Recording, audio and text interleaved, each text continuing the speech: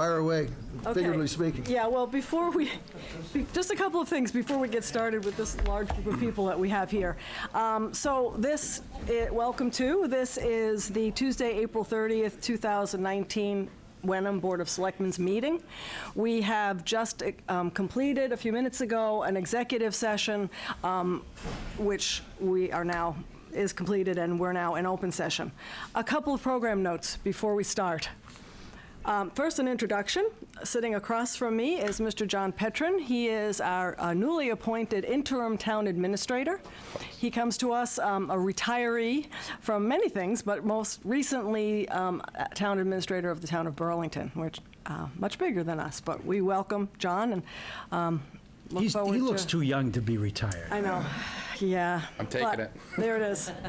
So welcome, and Thank you, we'll Madam be seeing Chairman. more of him. My pleasure to be here. The other thing is, for those folks who are watching, all three of you, there is a posted agenda for this meeting, and tonight, many things will be taken out of order. We'll announce them, but just so that people understand, it might not go in the order that's exactly written. And the other thing about order, which I think is, again, most interesting to people who are not in this room, is that this is the evening. It's the first meeting we're having since the election, the town election, in which Jack was re-elected as selectman. Congratulations to Jack. Congratulations, Jack. And yes, I wasn't going to announce that, but why not? And so, as is typically our process, we will be reorganizing the officers this evening.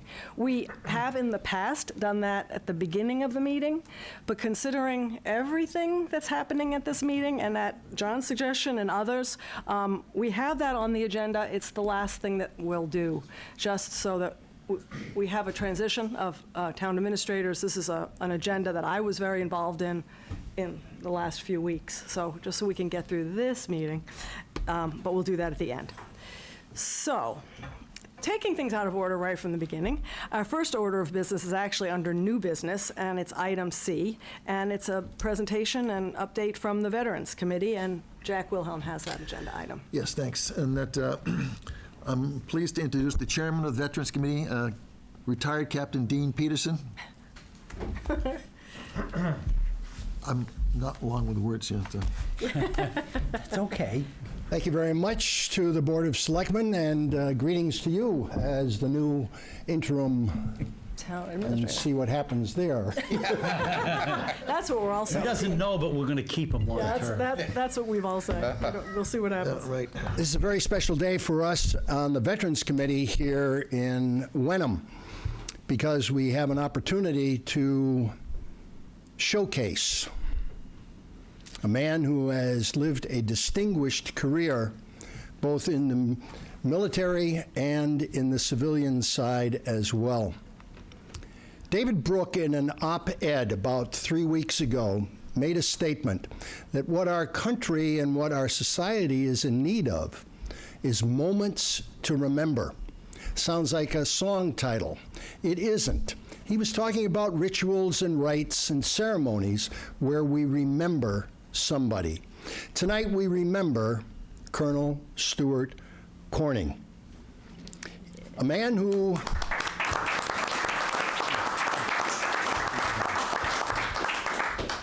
as you will see in the slides, he was a man who lived and loved the Army and lived it to the hilt.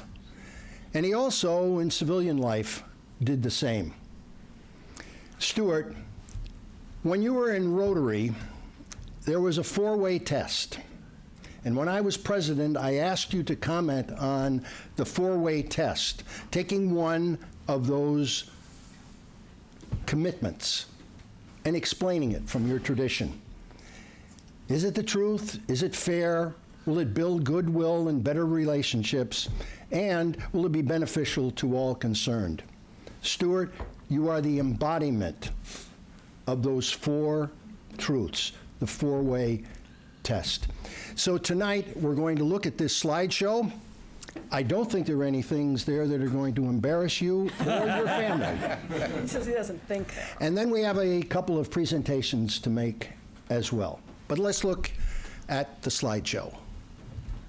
California desert, Oh, wow.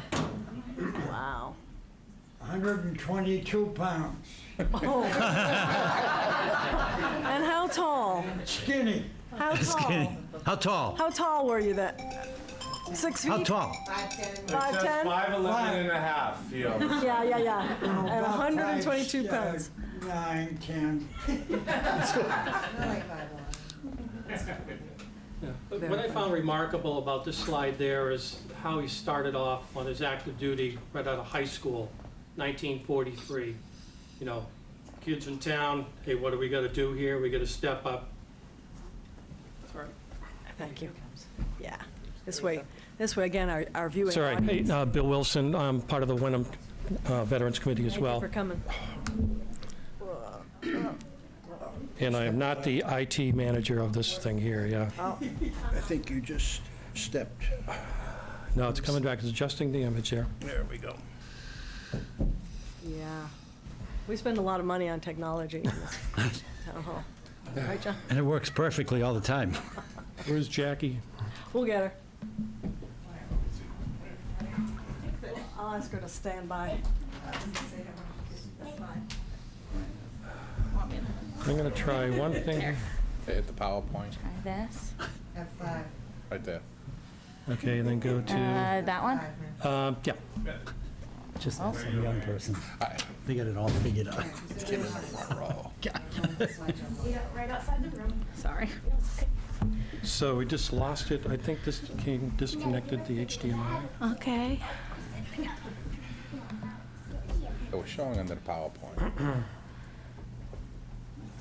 Do you remember what slide you were on, Bill? Just slide, just do that one there, yeah. I'll just talk to this and you. This one? Go through it. Yeah, Yep. that one. Okay, great. Bring it up. Thanks. So maybe you shouldn't go too far, Jackie. Yeah, no, I won't leave the premises again. Just in the image. Yeah. Enjoy, Bill.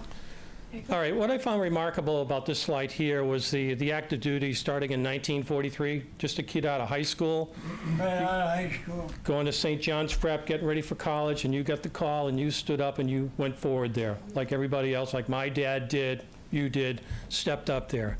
And you look through the enlisted promotion, you were a go-getter guy, you know? You start out private first class, May of 43, fleeted up to corporal. I'm a Navy guy, so I got to use some of these other technical terms here. And then sergeant in May of 1944.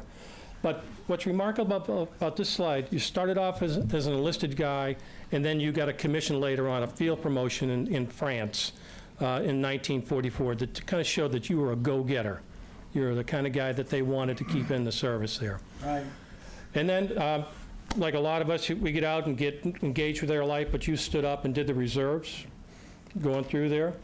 And reserve through promotion starting in 1949, one right after their first lieutenant, captain, major, lieutenant colonel, colonel, which you retired at there, departing in 1977 after 35 years of dedicated service. It's a tribute to your service. You know, I'm just proud to be able to talk to you today and just kind of highlight some of the things here. Next slide. Your family contributed a lot of great pictures here, and I just kind of pasted them on here. You know, you look at on the left-hand panel there, you're in England. You know, I did some France and England there. As a sergeant, probably 1944, about the time that you fleeted up to the second lieutenant field promotion up there. Wonderful pictures of memories long ago. Next chart. This is one, you were in Mississippi, I think it was, at the barracks there, and I kind of put this down there. The bonds created in war never fade. I know in my service there that the people I knew and were part of my naval career never really drift too far away. You could probably look at those faces there and kind of think of the times you had back then when you were just a young kid, 18 years old, fresh out of high school, going off to serve your country. Next chart. More World War II pictures there. I'm not sure what's going on in that picture on the right there. I know that you were doing mechanic work on those things. Is that a mustache I see there? Or you got a dirty lip? Oh, Or really? You got a mustache there. Yeah, that was the day on the left that I went to become an officer. yeah, on the left. Yeah, you look like you're ready to roll. You look. Everyone wants to know about the mustache. Oh, Yeah. you know why? We never got to shave, and about 2 months, And then we did, we all had mustaches. He shaved everything else. Very, very sharp, very becoming there, yeah. And you haven't even met Dean yet. They- We're going to the front lines, bringing bridge parts. And we had to stop because if we'd gone much farther, we would have been shot out, so they made us stop. Yep. And we unloaded and they got across the bridge. They did, and we were safely going back home. We're glad they made you stop at that point there, you know. Next chart. More of the soldier pictures. On the left there, a lot of spit and polish on that one. You look pretty sharp in your uniform, you know, good brass on your buckle and every trim and proper. On the way home, in one of those 40 and 8 cars. If you know what a 40 and 8 is. But 40 men and eight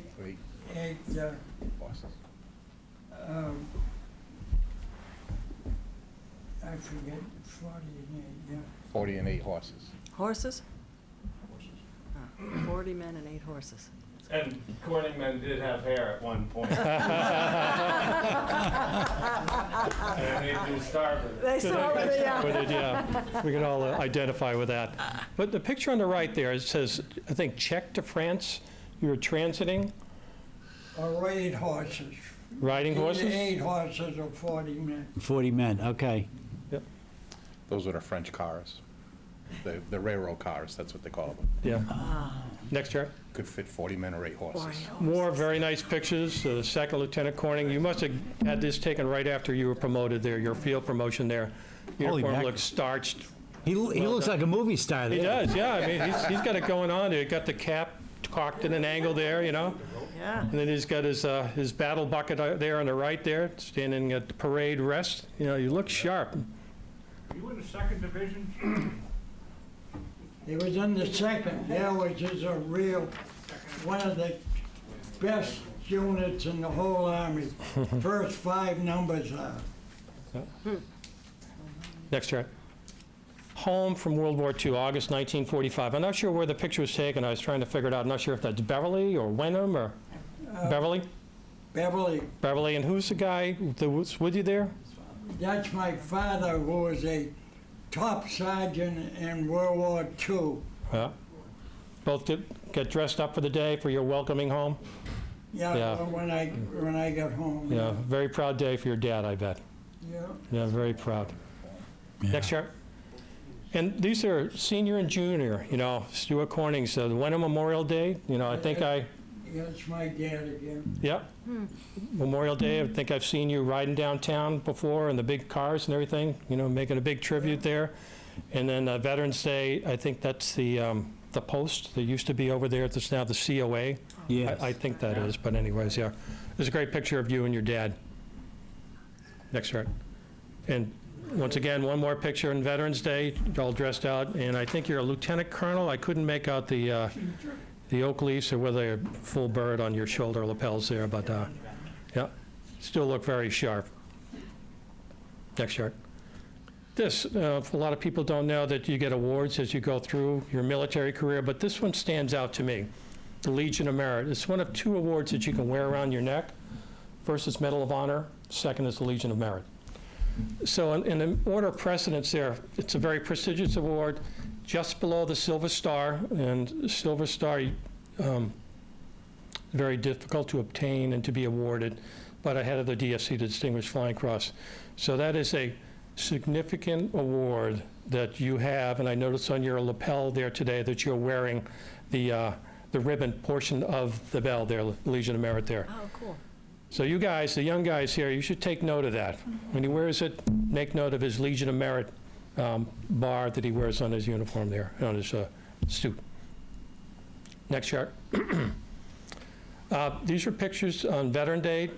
See Dean down there on the left saluting the veterans. Yeah, right, yeah. All right, made it into a picture. Good job. Yeah, All my kids are in and dad. Yep, and you're riding around that big car there, you know, that beautiful car. It was a great day, and I enjoyed that ceremony there. on that day there, because it's an honor to all the veterans, including you, with special tribute to you laying the wreath on that day there. So it's a well-deserved honor to honor all Wenham veterans.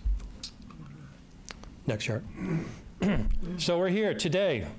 The Colonel. I think that's a great picture there. That's you. You're just one remarkable guy, as we've highlighted through all the charts today, starting in 1943 up until today. And we just wanted to take the time to thank you, pay tribute to you, and honor you tonight. Yeah, it ended up 45 and a half. 45 and a half. Oh, 6 months. But thank you very much, Colonel.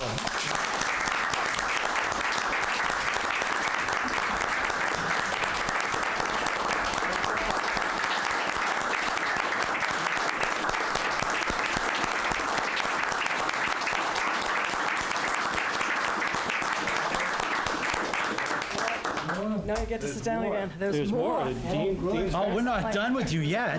There's more.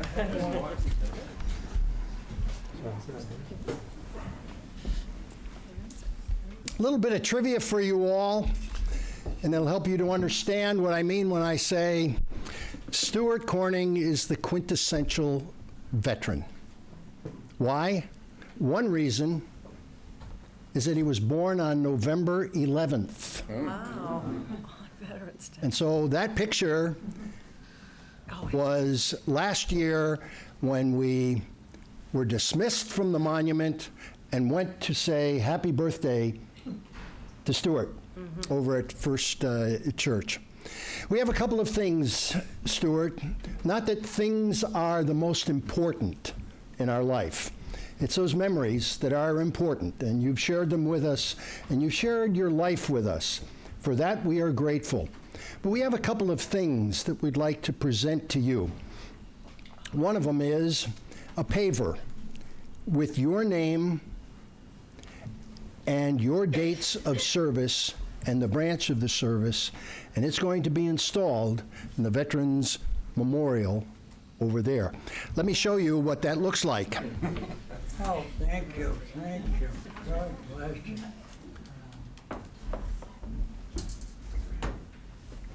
Oh, my goodness. Oh, my Lord, check it. Oh. So, you can step on your grandfather when you want to. Is that gonna be his grave? No. This is Kids are always the thinking. date he went into the Army, and that's the date that he retired from the Army. And it's a way for us here in Wenham to say thank you to your grandfather for all of those years of service That's about in the 30 United years. States. 35. And the other thing I'd like to give you is the Army cane. Oh, I know you have a cane, oh, yes. but this is for special days when you go out. But it's also another reminder of you Oh, God. and the way that you helped so many people through Rotary and then through the Army. So a way to recognize your contribution and your gifts to us all. So thank you, Stuart.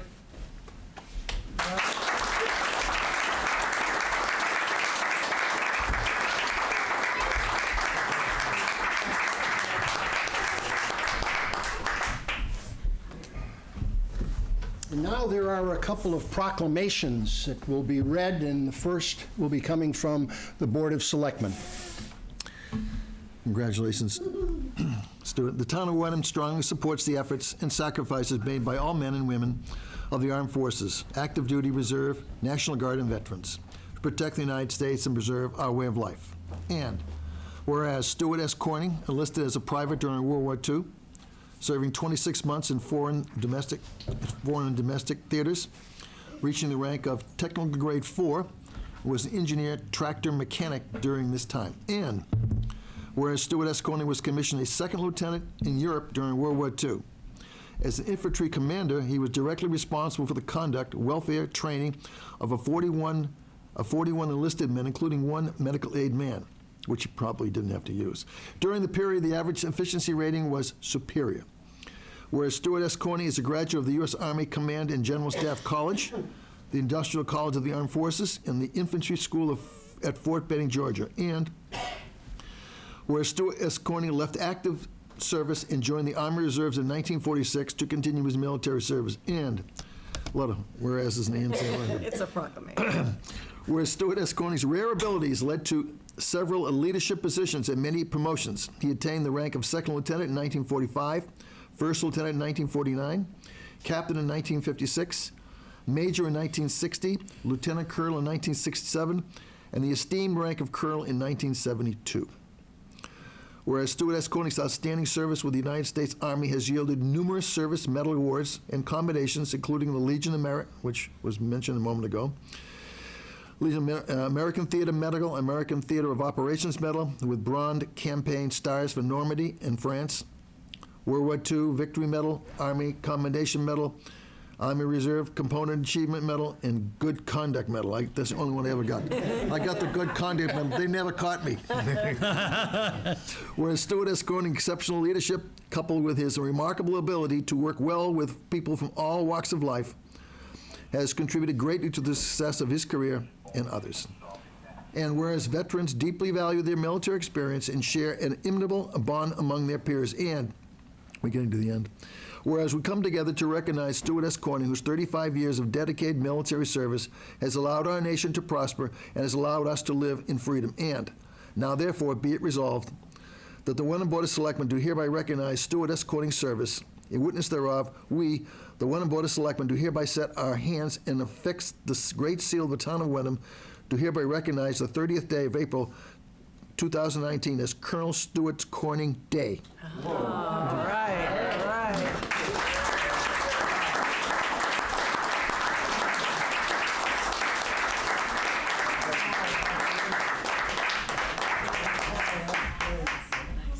That's so fun.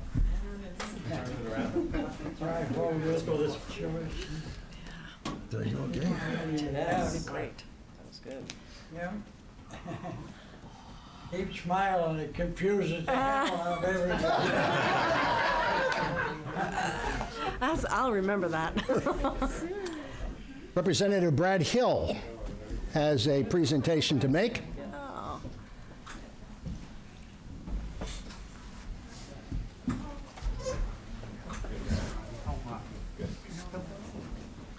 Well, I familiar face, yeah. Before I make my remarks, I'd like to introduce A.J. Paglia from Senator Tarr's office. Good to see you. Senator Tarr got stuck up on Beacon Hill and couldn't be here with us tonight. He's crushed about it, has a lot of respect for you. So A.J. is going to present a Senate citation to you at this time. Thank you, Representative Hill, I appreciate that. Actually, I have two citations, so I'll represent the Senate citation by myself on behalf of Senator Tarr, and I'll do a governor's citation together with you. So thank you all for having me aboard. Thank you very much. Certainly a pleasure, and I certainly enjoyed the slideshow, and a very, very interesting one at that. And it's a great honor for me to be here on behalf of Senator Tarr this evening to present you with a Senate citation, which reads, official citation, be it known that the Massachusetts State Senate hereby extends its congratulations to Colonel Stuart S. Corning, United States Army. In recognition of your 35 years of dedicated and effective leadership with the United States Army, dating back to your distinguished service for our great nation during World War II.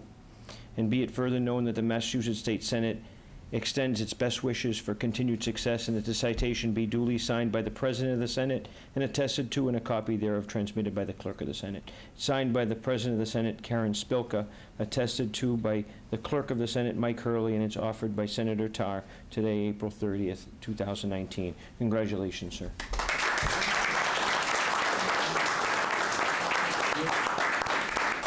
Can I go on that next one? Okay. We have one other proclamation from the governor of the Commonwealth, and AJ's going to read that one as well. Okay. Oh, my great. So, Commonwealth of Massachusetts to Colonel Stuart S. Corning, U.S. Army.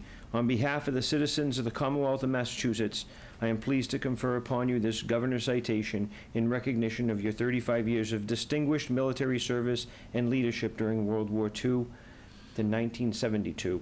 And it's given this 30th day of April in the year 2019. It's signed by Governor Charles D. Baker and Lieutenant Governor Karen E. Polito. Congratulations again, sir.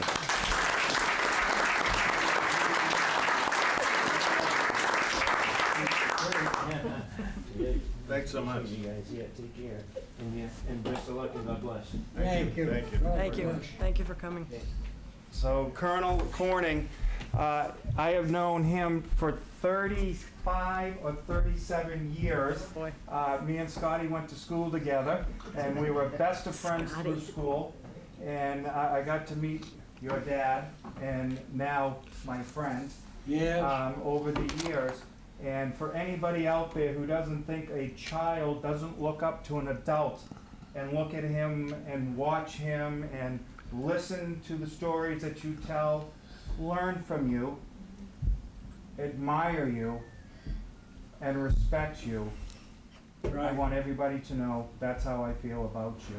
Thank you. Over the years, you've helped not only the military, but you've helped so many citizens across the North Shore and the town of Wenham. And I'm thrilled that we're able to be here tonight to be able to honor you for that service to our country and to the town of Wenham. So I too have a citation on behalf of my friends in the House of Representatives. Oh, good. The Commonwealth of Massachusetts House of Representatives reads, "Be it hereby known to all that the Massachusetts House of Representatives offers its sincere congratulations to Colonel Stuart S. Corning in recognition of your 35 years of dedicated military service to our nation that has allowed all of us to live in freedom, and for your continued service to the veterans community of the North Shore and Wenham. The entire membership extends its very best wishes to you and hope for future good fortune and continued success in all endeavors." It's given this 30th day of April 2019, signed by our Speaker of the House, Robert A. DeLeo, and it's offered by me with great pride and great joy. Congratulations.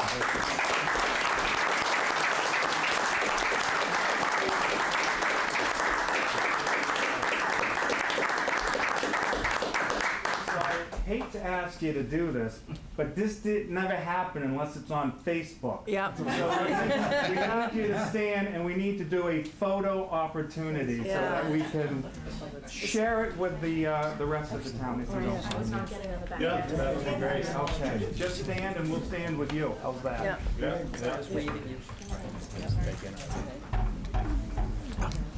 Folks, Catherine, Stand up, they want to get a picture. they want you guys in on it. Okay. With all the official representatives, and Wynn and Dean and Bill Wilson and the selectmen and the Commonwealth officials. Nice to see you. Thank you for Here, letting me one- be part of this. Colonel, why don't you? Oh, even better. He stuck himself in. Stuart, right here, Center of attention. right here. Yeah. Tall guys in the back. There you go. There you go. Catherine, can you sneak closer? Sick, lame, and lazy, fall out. Your shoulder, I'm sorry. Where's our grandkitties? You want them in? Of course. All right, silence, I get in. can. Okay, just go a little down. Yeah. Oh, this is so graceful. Oh, stand up. Just make it look shorter. You stand right with Grampy. Oh, can you see the kids? Awesome. Hey, Catherine, shut the. in the army, when they take a picture, they say, "Spread your cheeks." Story's gonna start now. All right, good. Very nice. Wait, one more. Oh. You should get in it, Scott. Thank you so much. Smiling? You should get in it. Oh, Wait a minute. Get started. there you go. Mama. Excellent. Okay, everyone. Oh, boy. What are we looking at? Okay, go across this way. Yeah, who's taking it? We'll start with Karen. Okay, here we go. Oh, Karen? Okay. Thank you very much. And John. Everyone look at John. Oh, sorry. It's okay. What's John? I got it. Doesn't matter. Then mine. Very nice, everybody. Thank you. I did it.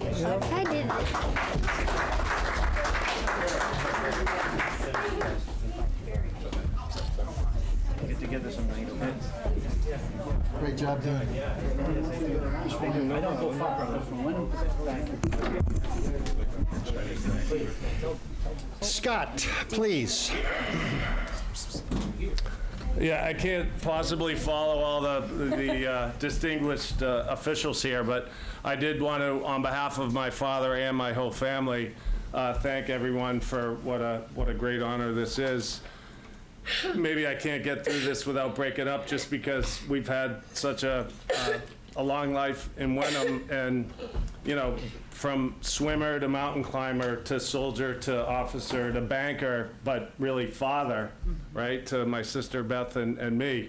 What a role model to look up to, and it's not like we didn't already know it, but to have him honored this way is just really mind-blowing. We, you know, as the colonel, he underwent his duties or performed his duties flawlessly, but as a dad, I mean, you couldn't ask for more. So patient, so understanding, and a role model, and so much was communicated without words spoken. And so, why don't I just not speak any more words? You can see from my emotion that it runs deep. And to one of the comments about how sharp my dad looked, his nickname at Beverly High School was Sharpie. He was voted best dressed. And then just a couple things now that I'm okay. He was a swimmer. He was captain of the BU swim team when he returned from service. But before that, he was always a lifeguard over in Beverly, and he won a race when he swam from Beverly to Salem Willows. Wow. So that was always something that was in our dining room, this cup, which looked like the beginnings of the Stanley Cup that was in our dining room case. And to just know that your dad swam across a body of water from one town to another when you're that small is just something that you just never forget, and I can still see it in that cabinet. And, you know, he was always so involved in banking, and not just doing his job, but in the American Institute of Banking. So even within a for-profit industry, giving extra and doing extra and being more involved was just something that was part of his fabric. So as you guys have all recognized, for the town of Wenham, he did it in his other walks of life. And then, of course, for my sister and me, always there, you know, watching and supporting anything we did, whether it was you know, making money for throwing socks into a sock drawer, or for doing well on a report card. Just a lot of the simple things that are just so deep, that just I know made me who I am, and I hope these guys here and Mabel and Mary, obviously already grown and having done wonderfully in school. He continues to set an example, even though he's 94 years old. So don't just think because they rained all these honors on you, you can check out now. You still got some good years ahead of you. And you know, these guys were born 5, 6, and 7 years ago, and I loved it when he said it was like a tonic. So I do like to feel that being an older dad, having kids late, kind of gave my dad a little turbo boost, just as he got 20-something years ago from from Mary and Danny, who are Beth's grown children. So I'll stop there and just again want to thank everyone for such an honor to my father. It's really, really wonderful. And then he had his small piece that he had to say. I'm going to stand up and tell you that the colonel on parade and a sort of stormy day said, when we get back to the States, does Corning know the commands? And I said to my captain, yes, sir. So for 3,000 men, I stepped out and ordered the entire group, Company A, bring your battalions to parade rest, and it went on in its worst. I will talk as long as I can hold an ice cube.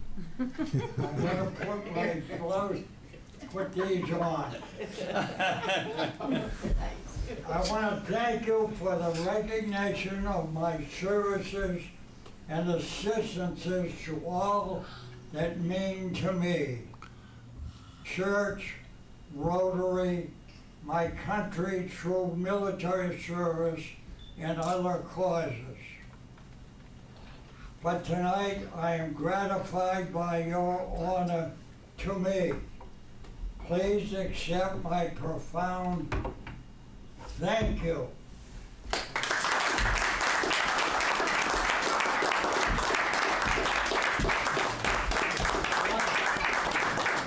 God bless you all, and God bless America. For the good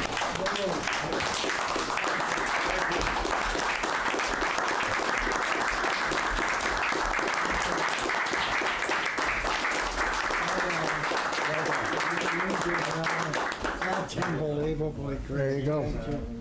Thank you so much, everybody. Great job. How are you? Thank you. Take a 2-minute recess. Yeah. The individual or the army of the toll. Dee's got It's more. work of every living, driven soul. Give people a few minutes to leave. I remember that. Because they're probably not going to stay for wreaths. Yeah. So thank you, everyone, for coming. You're welcome to stay for the rest of the meeting, but you might not to. So we'll take a 2-minute recess so the folks can, if they want to, we can. If you were a swimmer, and you went from Beverly to Salem. Very nice job. Thank you very much. Thank you, yeah, it was easy to do. They provide a lot of good stuff there, so it was great, yeah, thank you. Are you really great? Oh, that's cool.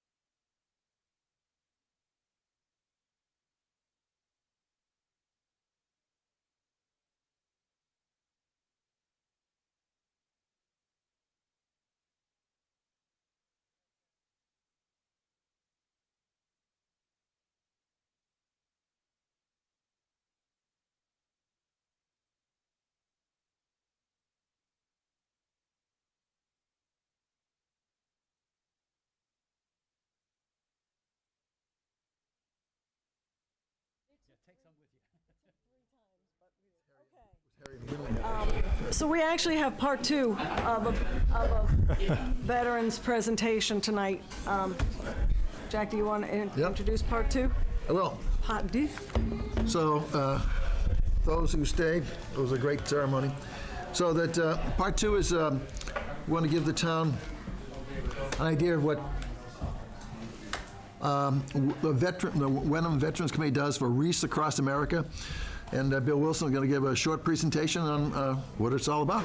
Bill, please. Hopefully short. Your schedule's totally shot tonight, so I'll try and get you It is guys shot. back on It's track. okay, don't worry Yeah. about it. About 10 minutes there. I want to talk. We'll get through it one way or the other. True, true. I bought a coffee in for I want to talk about Wreaths Across America 2018. For us, it was a walk-on event starting in late October. Karen was here. I'm not sure if she's- there she is, yeah. Came up to us and said, hey, we're doing this in both towns here. We'd like you guys to participate. And so we stepped up and did the thing.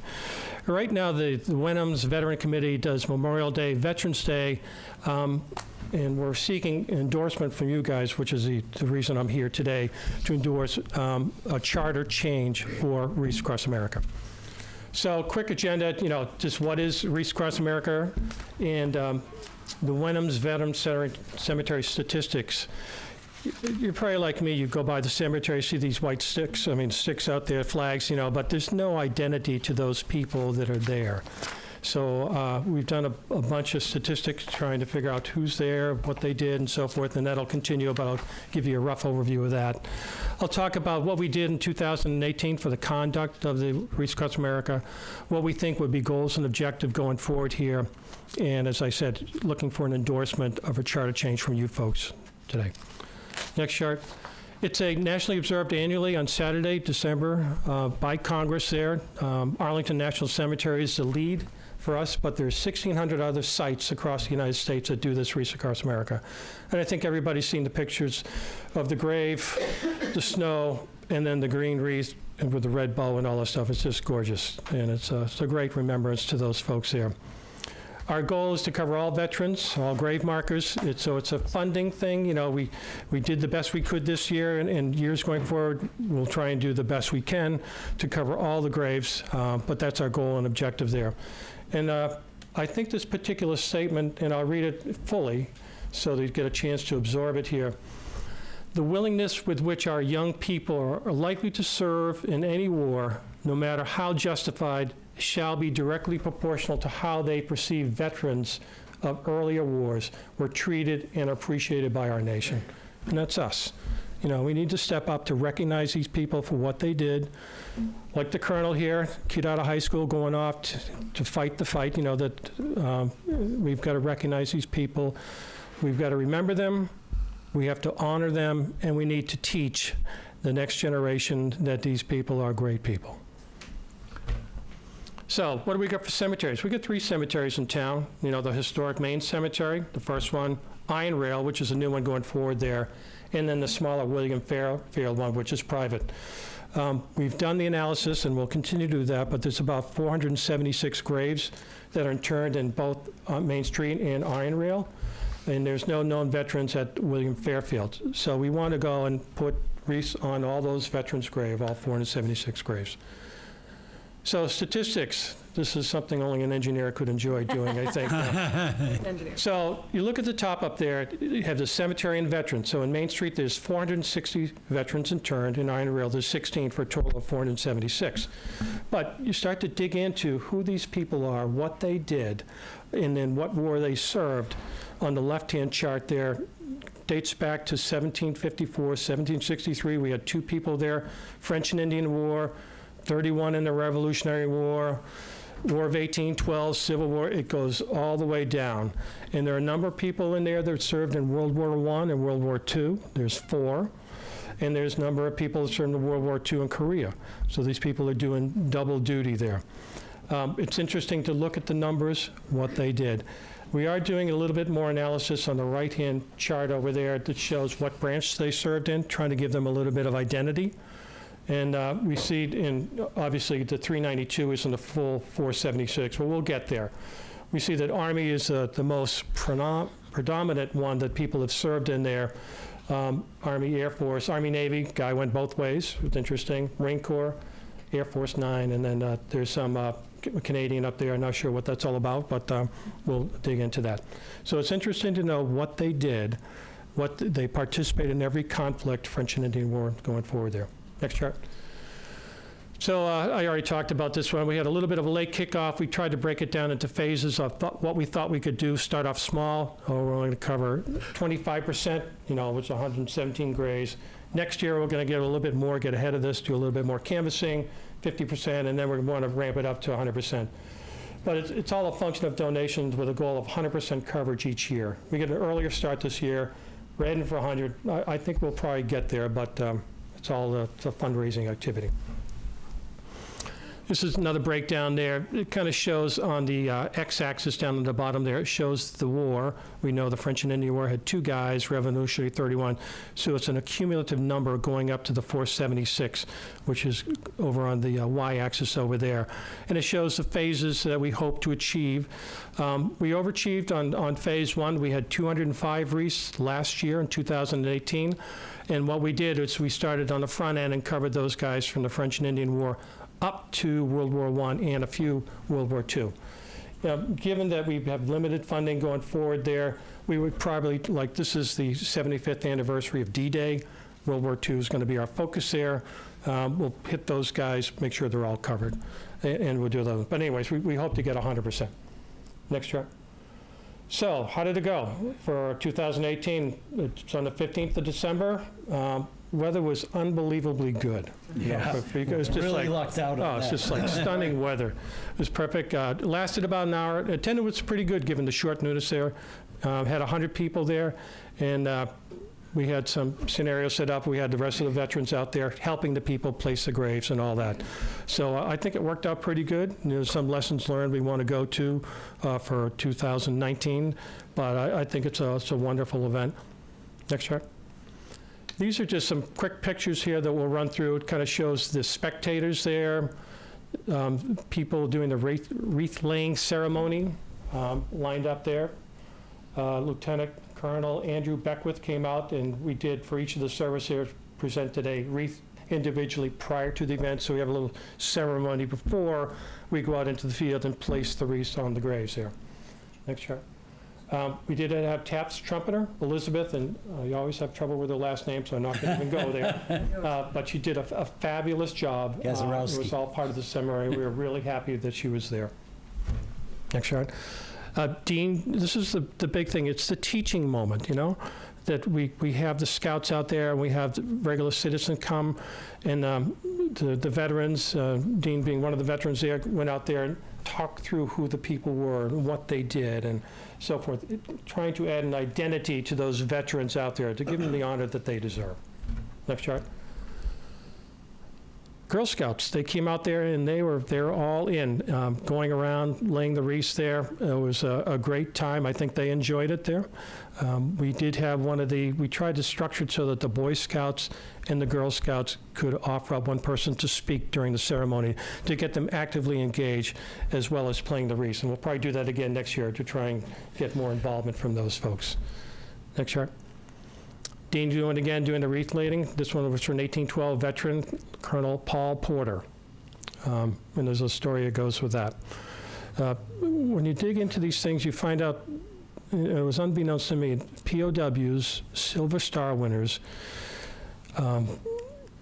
just incredible stories that they're under the flag that we just don't know about. And it's time for us to raise the availability of those veterans that stepped up, stood the watch, went out to serve their country there. Next chart. More Girl Scouts did a great job on Burial Hill there. I think they enjoyed it. Dean obviously enjoyed it. Next chart. Boy Scouts doing the same thing. So we're glad to have them there. And there are a lot of Wenham citizens there as well, the Boy Scout trips. And the last chart. We did one for honoring all Wenham veterans there, so we tried to do the full circuit, get everybody involved there. And last chart. Okay.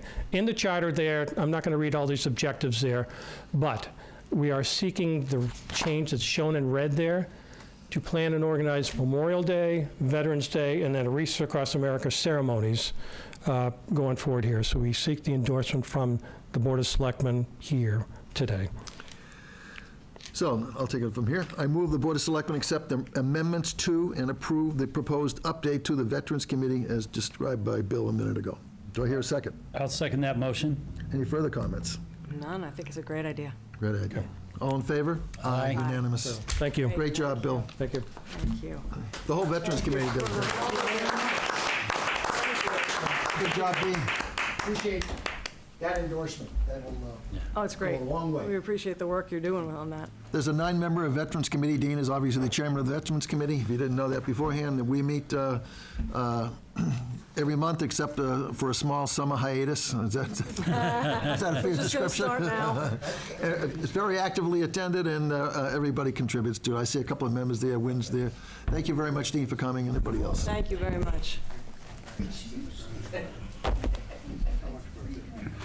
So we're going to continue with our agenda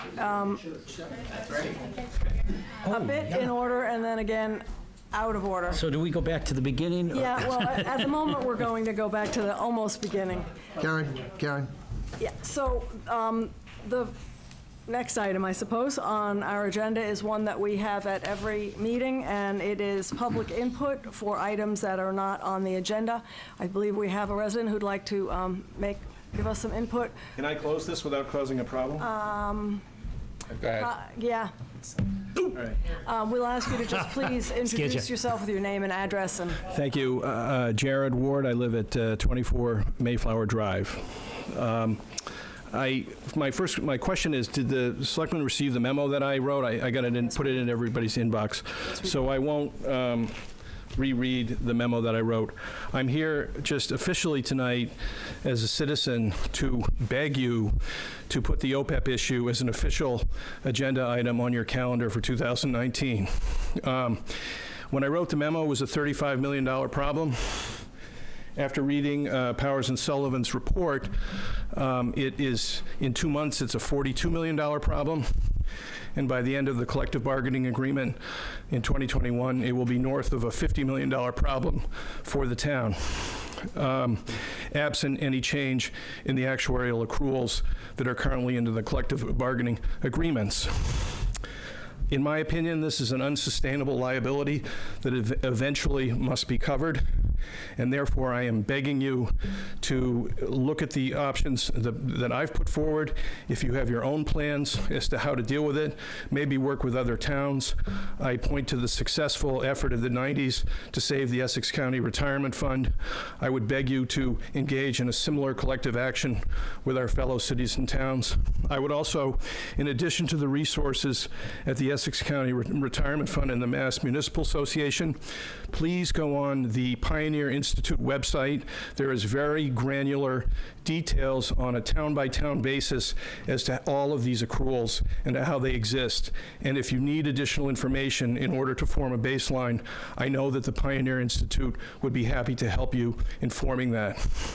I recognize that this is a problem that's taken 30 years to create. The road to hell is paved with good intentions.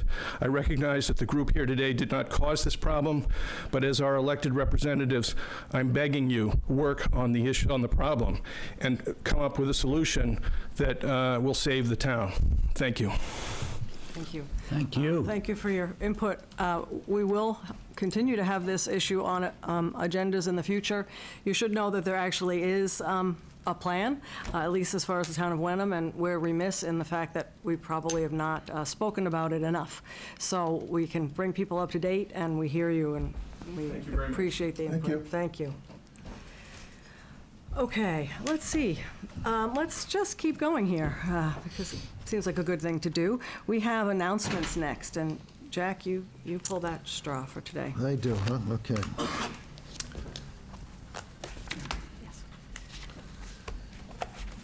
Okay. It says announcements, my name right there. There it is. Yep. Julie Clay, Who's Chair of the here? Hamilton. Yes. Want to go up? Chair of the Hamilton Wenham Public Library Board of Trustees is here to introduce our new library director. Welcome, Julie. And our new library director. Welcome, John. Oh, thank you. Nice to see you. I'm the chair of the Library Board of Trustees, and I am very happy to introduce Kim Butler. She started yesterday. Whoa. She came back today. She This is came good. back today, so that's a good thing. And I'll let you say hello and introduce yourself a little bit. So my name is Kim Butler. I just wanted to come by with Julie and introduce myself and just, I guess, if a little bit about myself. I've been in libraries pretty much since I was 22, 23 years old. A couple of years ago. Yeah, I wish. Thank you. I wish. I started my career in 2001 at the Newburyport Public Library. I was a circulation clerk, and I worked pretty much every department in that library for 13, 14 years. I was head of their children's department. I did cataloging. I did reference work. Anything that they needed, I kind of did. And in 2013, I applied to be the assistant director at the Amesbury Public Library, and I've been there for the last almost 5 years. And then saw this great opportunity open up here in Hamilton Wenham, and that's where we are today. So I've inherited a great staff. They've all been very welcoming, and I'm attempting to learn all their names. And Jan has left that building in fantastic shape, so I'm very lucky to have had her leave things very organized, very professional, and with a great board of trustees to lean on along the way. And there is a little anecdote that we just, well, I'll let you share because you're going to do it better than I am, about where our library stands in two gentlemen who are actually going to every library in the state. Yeah, it hit big in the library social media world because I follow a lot of library social media accounts, and they are called Library Land. There's been, it's two gentlemen. They are attempting to go to every library in the state, and they have a system where they're reviewing every library. They have a rubric, and they have scores. And up until a couple of weeks ago, Hamilton Wenham was #1. Yay. We were only Number one beaten of that they visited, at least right. half. Yes, exactly. Only beaten by Woburn. They opened a brand new library, I think, tough. a month ago. Yeah, that's But tough. only by just a few people. Yeah. So we're really proud to see that we Yes. were there, and it's unsolicited. They don't tell anybody when they come in, and they have all these different rubrics that they do. So it was really wonderful. So Boston yeah. Magazine did a big article on them, and you can follow them on Instagram, too. Oh, Yeah. my favorite. Congratulations and welcome. Thank you so Thank much. you. Thank Very you. much so. Thank you. Good luck to you. You've got big shoes to fill I because Jan know. really did a superb job. know. But it's really wonderful to hear you recognize that, and I'm sure you will surpass and move on to more things. Thank you so much. Good luck. We Thank look you forward to very seeing you again. Yes, Come by. I'll be back. Thank you. Thank you. Thank you, Julie. Thank you. So the second announcement has to do with hydrant flushing. I saw the folks out there a couple of days ago. Could you miss that orange sign? No, I saw the water going there. Let's go. Oh, you did? The Water Department began flushing hydrants last week. Flushing is expected to continue through May 10th and will be conducted between the hours of 8 a.m. and 2 p.m. Please be advised that you may experience a drop in water pressure as well as some discoloration of the water during this process. The discoloration of the water is only temporary and does not indicate a problem with the water. If your water does become discolored, turn on an outside faucet to clear the water line before doing any laundry or cleaning. The Water Department will continue to monitor the water quality during this period to ensure the water remains safe to drink. Please check the news feed of the town website for updates on hydrant flushing locations, and contact Eric Mansfield, Wenham Water Superintendent, 978-468-5520, extension 6, with any questions or concerns. I know they began on Cherry Street yesterday, 2 days ago, and that, how much water does it take to empty a hydrant? My God almighty, I watched them, they were there for at least 20 minutes, and the thing was going full blast. It's flushing the whole line, so creating enough water movement through the line to be able to flush out the sediment that's in there. Yeah. Oh, because those lines can sit still for a lot of time. There's a little bit of iron and manganese in our water that Yeah. settles in them. Oh, okay. Yeah. Well, it's not in July during the water ban anyway, so that. That would be a little tricky. Before we put that orange-colored sign. Yeah, that's probably a good idea. All right. Okay, we typically have reports at this time. I don't know, John, if you have a formal town administrator report in I have the a couple of 3 things, days that you've been here. yeah. But please, now's the time if you have anything you want to update us on. Sure, just a couple of things that have crossed my desk. First, we did get an annual report from Essex County Sheriff Kevin Coppinger, so I have that report. A very interesting, a report. I did actually peruse it. Just a couple of notes, National Grid will be working on Sundays, for the next few months to try to catch up from, I think, that thing that happened last year, the strike, so they've got a lot of backup work. So they will be doing some Sunday work, from time to time. So this is for gas or for electric? This is I think both ways, but gas, in a couple of places and electric as well, just to catch up with everything that was occurring. Okay. So that was passed on. And also tomorrow, just you're going to hear some helicopter noise and so on. The National Guard and Coast Guard are doing a training out of Beverly Airport for they're calling it aerial imagery and hoist training exercise. So basically, it's a search and rescue operation. So they'll put some some bodies, I guess.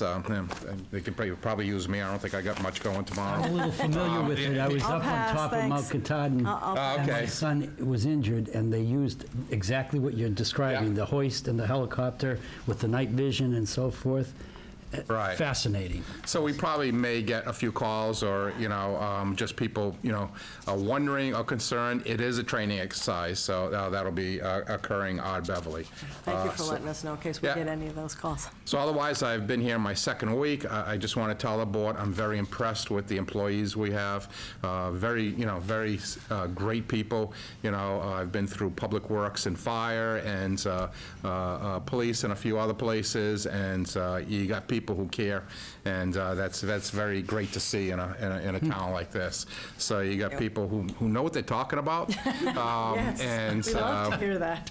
Yep, so I am impressed with the operations and the people, so you'll be hearing, more about various things, from me as we move forward. When I turn on my computer, I did get Windows 7 though, but, other things, we'll talk about. Okay. So that's what I have for tonight. Okay, great. I have no report in particular this evening. I think John told me that he has something that he'd like to share with John Clemenzi. We have many Johns here, so. John Clemenzi has something that he'd like to share with us. And we do under have a the couple of Selectmen Catherines, too, We have so. a few Catherines. Thank you, Madam Chair.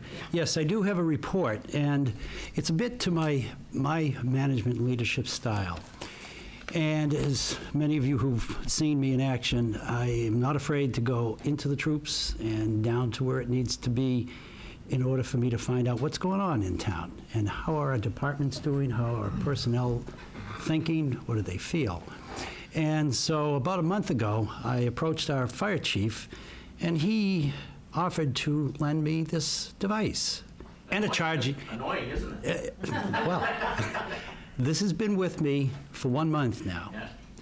And what this is a scanner for our police fire responses, or calls and then responses. So I have learned a new language. I have learned who the people are behind the voices, and that there is a Middleton department that does respond to emergency calls.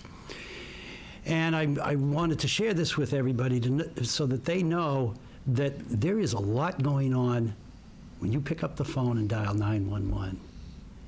Because when that happens, what I've learned is, yes, we are a sleepy little town. Some refer to us as Maybury RFD, with all due respect.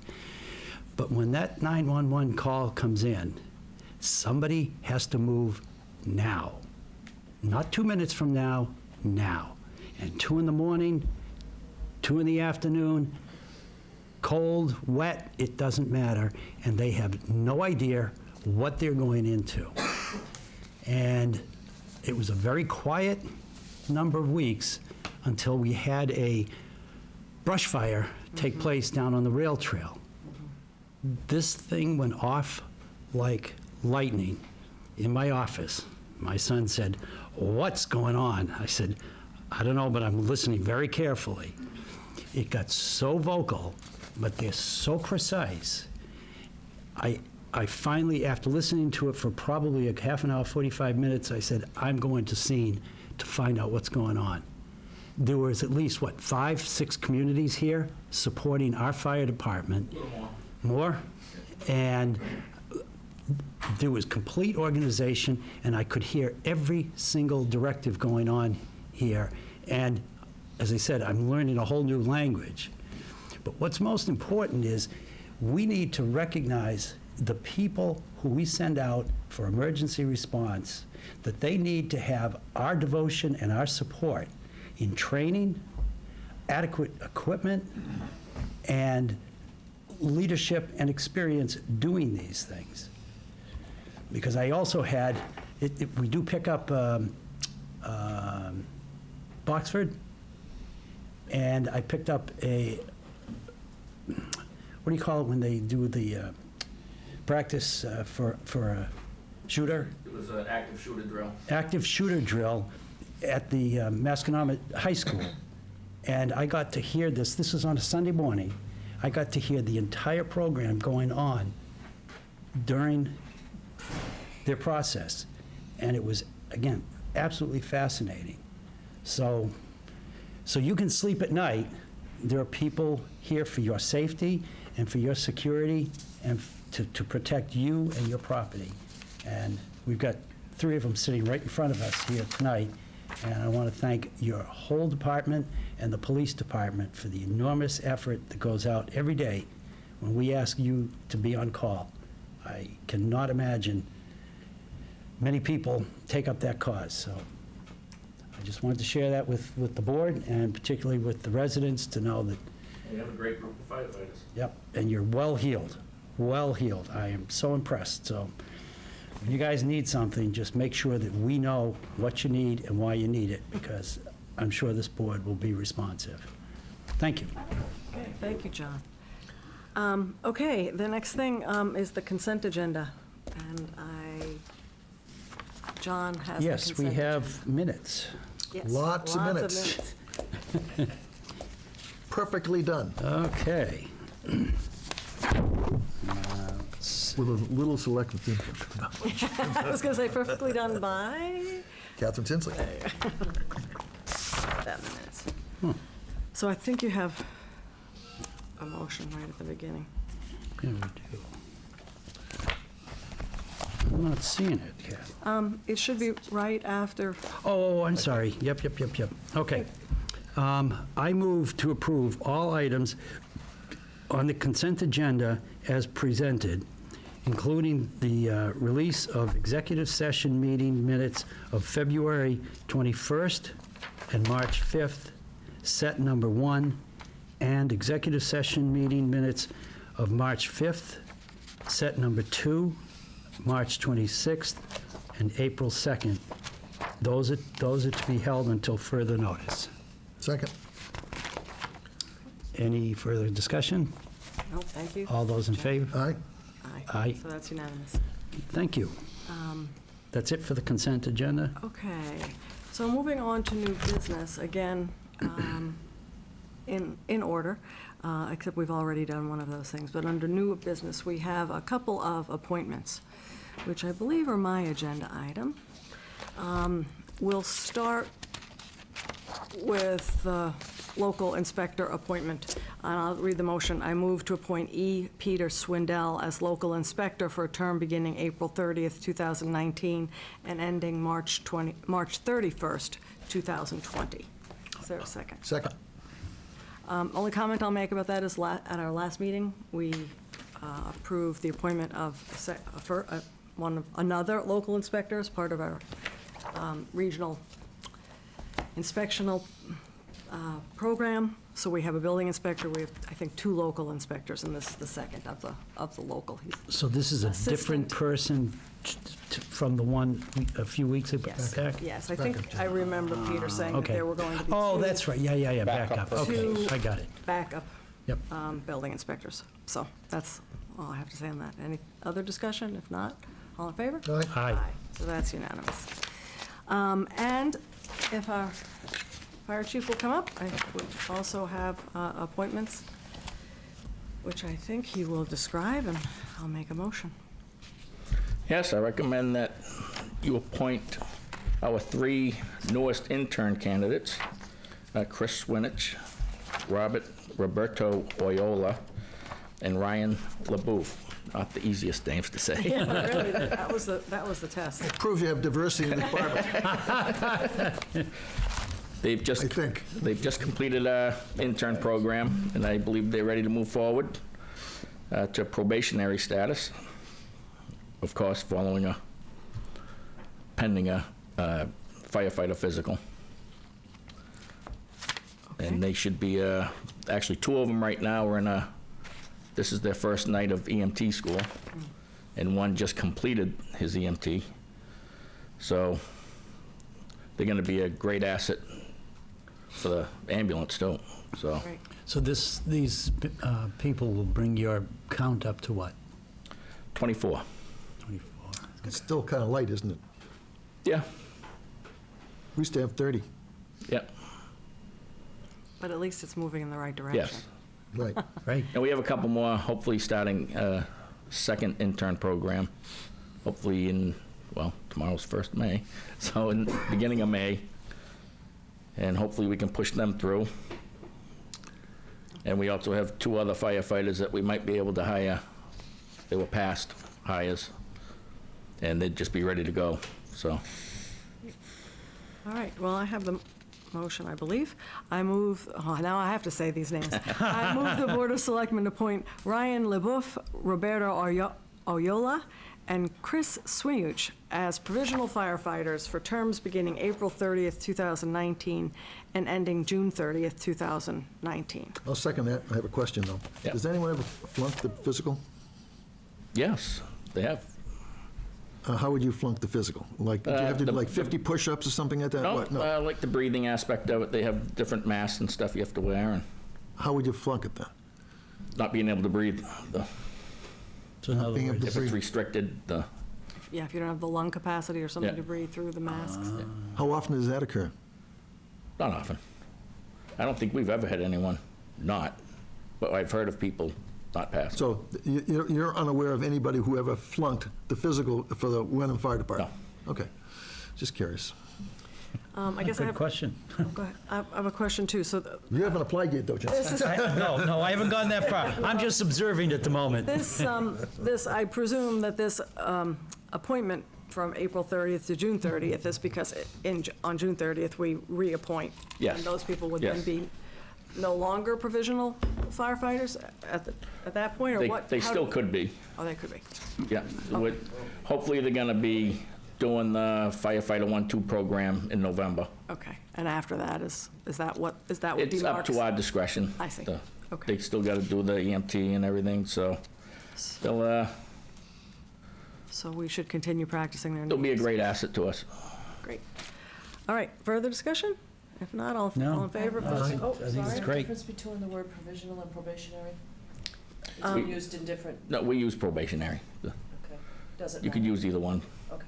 Okay, my motion says provisional, Yes, so it that's, didn't, and the chief said it that way, and the Yeah. chief said probationary, so I didn't know if there was a difference. okay. Did we vote? No. No. Yes, he did, We did. as she was asking, but We were about to vote. it was All 3-0. in favor? Aye. Aye. Okay, that's unanimous. Thank you very much. Congratulations to those 3, Thank you. and good luck to them. Who were they again? I tell you, that's second. Repeat that. We got to practice, because we're going to be appointing them again in June. Okay, having done the Veterans Committee, and I'm sorry that we made people wait, but the next thing on our agenda is a preliminary review of the draft Chapter 61 right of first refusal policy recommendation, one of the first actions from our new, well, they don't feel so new anymore, but our Open Space and Recreation Committee. And John, this is actually your agenda item, and it looks like, oh, good, I can, it's much better when the red light is lit. Can actually, The red light is lit. I know, but she was telling me if I have to turn it. I apologize, we're working on finding the remote. That's a good idea. So did that just turn it off, Jackie? What? Did that? After a long time, it will It goes turn to off. standby. So the red light indicated that it was standby? Okay. Yes. So the red light is good when it's time to go. You almost needed a stool there, but I noticed you did it without it. I know. That's good. I know. Bill Wilson's an engineer, so he worked this out for me. Yeah. Oh, You notice none of us got up to help. Well, she did training. She had training on it. I'm she's- doing an Olympic for like IT meetings. And she's trained me now, so I feel very honored. Except and I'm where is your not- 10-foot step ladder? Not much taller than she is. Okay, sorry. Thank you. We have with us, whose item is this? I shouldn't be stepping on anyone's feet. That's all right. It's John, but Keep going. You're doing a good job, Catherine. This is not Asma Syed, who we have on our agenda, but we have I was going to say, I didn't even Ernest recognize her. Ashley from the Open Space and Recreation Committee, and our staff person, Missy. And Missy. So, Mary. thank you for coming. Yes, thank you for the opportunity. This is one of the goals and objectives of the Open Space and Recreation Committee and Plan. And so tonight I'd like to go through what is a Chapter 61 policy for the town to basically give the town the guidance and the procedures for dealing with a offer of a property. I can go back through the kind of the background of it. Chapter 61, as you may know, offers property tax benefits and a break for landowners willing to commit to keeping some or all of the land in undeveloped use for a specified period of time. The types of activities are for forestry, agriculture, and recreation. And the purpose of that Chapter 61 is to help keep this land undeveloped. And therefore, when a landowner chooses to convert an enrolled land to an other use, the municipality has a right of first refusal.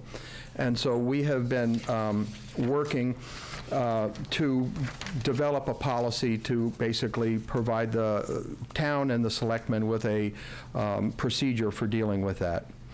So I will continue, and I believe this presentation has been provided to the selectmen Yes, as we with have a copy of this right of first refusal.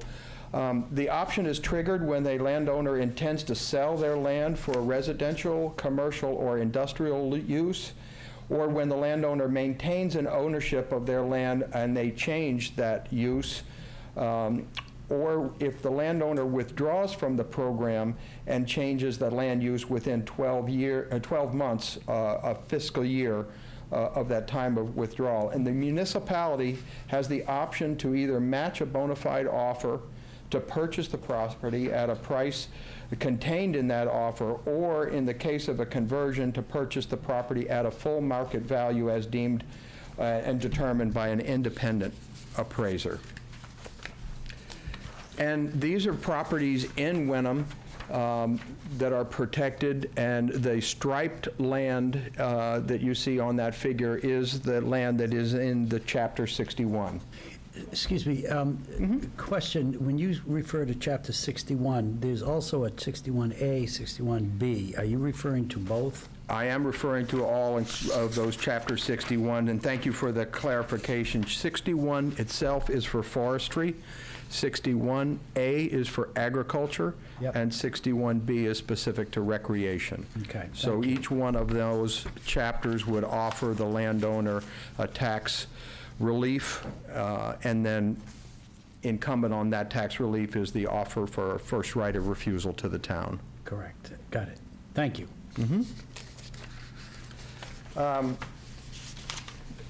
Very good. So there are time restrictions involved in this, and hence the reason for having a policy so the town knows how to proceed. The first refusal option must be exercised by the municipality within 120 days of receiving a complete notice from the owner in the case of a sale, or the agreement and the market value in the case of a conversion by the owner. And after exercising the right of first refusal, the land must then be acquired by the municipality within 90 days, unless an extension is agreed upon by the landowner. Now, the municipality may exercise its first refusal option to buy the land or it may transfer the first refusal option to an eligible conservation organization who must then acquire the land within 90 days. So, and for my last slide, and I'll turn it over to Missy because she'll get into more of the specifics of what we've developed in the policy. As I mentioned at the start, we have developed an open space and recreation plan as one of our first charters.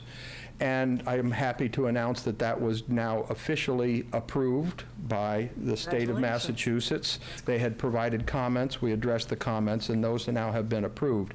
So goal 1, objective 1, and action item 4 from that open space and recreation 7-year action plan was to develop a right of first refusal policy and procedure for the town so they are poised to act quickly on Chapter 61 parcels as a part of an acquisition strategy. And the responsible parties for this are the Board of Selectmen and the Open Space and Recreation Committee. So we're providing this draft for the Board of Selectmen's review. The draft has been reviewed by the Town Council. And in preparation of this proposed policy and procedure, the Open Space and Recreation Committee researched the various Chapter 61 procedures from several municipalities in Massachusetts and reviewed the Massachusetts general laws for the Chapter 61, 61A, and B. And this policy is designed to provide some clear direction on the processes that the municipalities must follow. So while not reiterating the actual laws verbatim, it is to include recommendations or procedures for the town to implement when the landowners notify. And also included, we have provided a checklist which can be used in tandem with the policy and procedures to facilitate this process. I have a question. Please. If I could. I've been involved with this for 10, 12 years now, and it's one of my more favorite subjects, and I've abdicated with too many other things to do to be more actively involved, so I've gotten a little bit rusty on it. But one of my biggest concerns is the timeline that exists, and is there any way to extend that? I heard you say it could be extended, but the timeline is so tight, and not having had a lot of experience with it in this particular town here, in the town of Wenham, it doesn't give you a lot of time to really digest it and take some sort of action. And the second part to that timeline is we don't have sufficient funding, and is that part of your presentation tonight as well? I think we could sum that up by saying time is tight and money is tight. And in terms of time, there are certain statutory timelines in here for that right of first refusal. And you heard correctly that if negotiated with the landowner, that might be extended. But that 120-day time frame is in the statute. Now, one of the things of the Open Space and Recreation Committee has been doing is to take inventory and to assess, according to a matrix that we developed with input from public participation, a prioritization of various properties.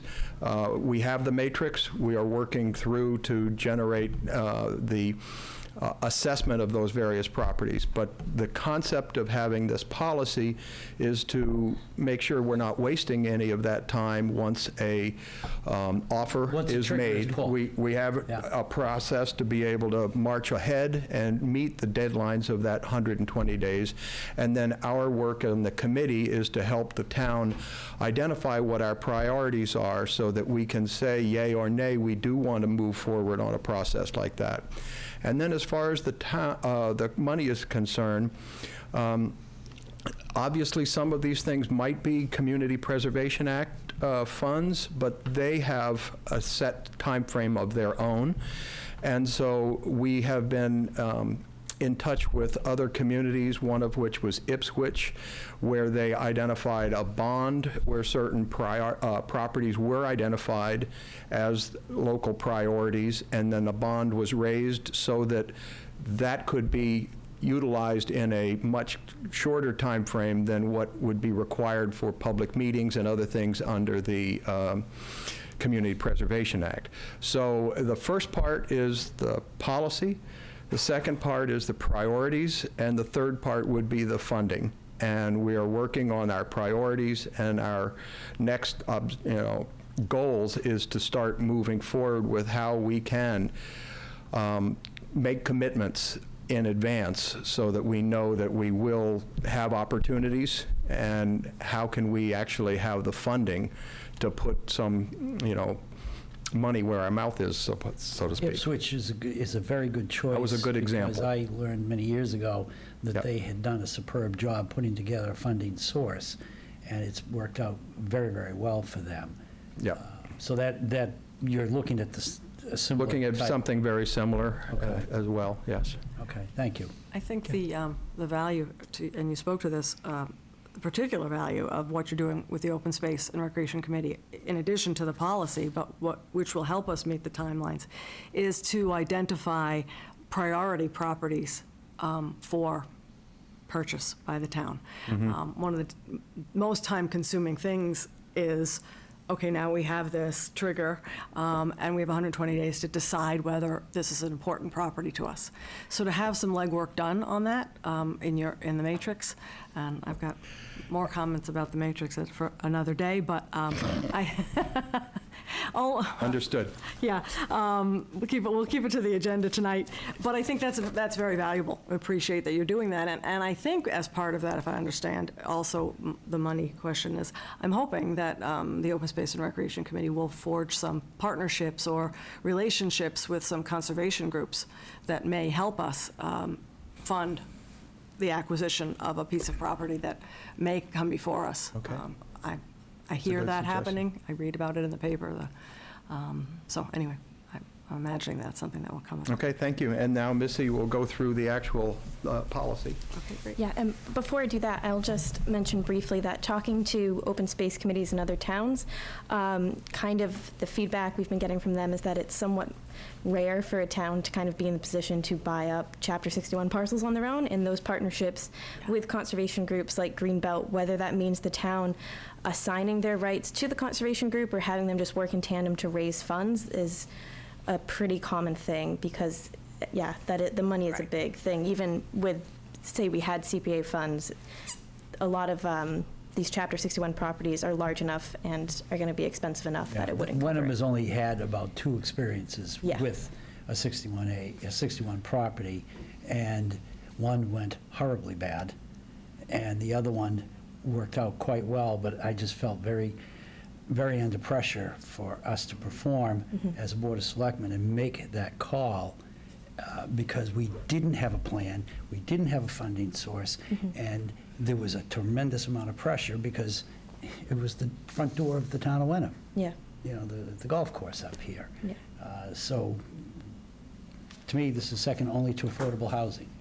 Affordable housing is number 1, and open space and economic development is number 2. I'm sorry, go ahead. No, that's great. Thank you.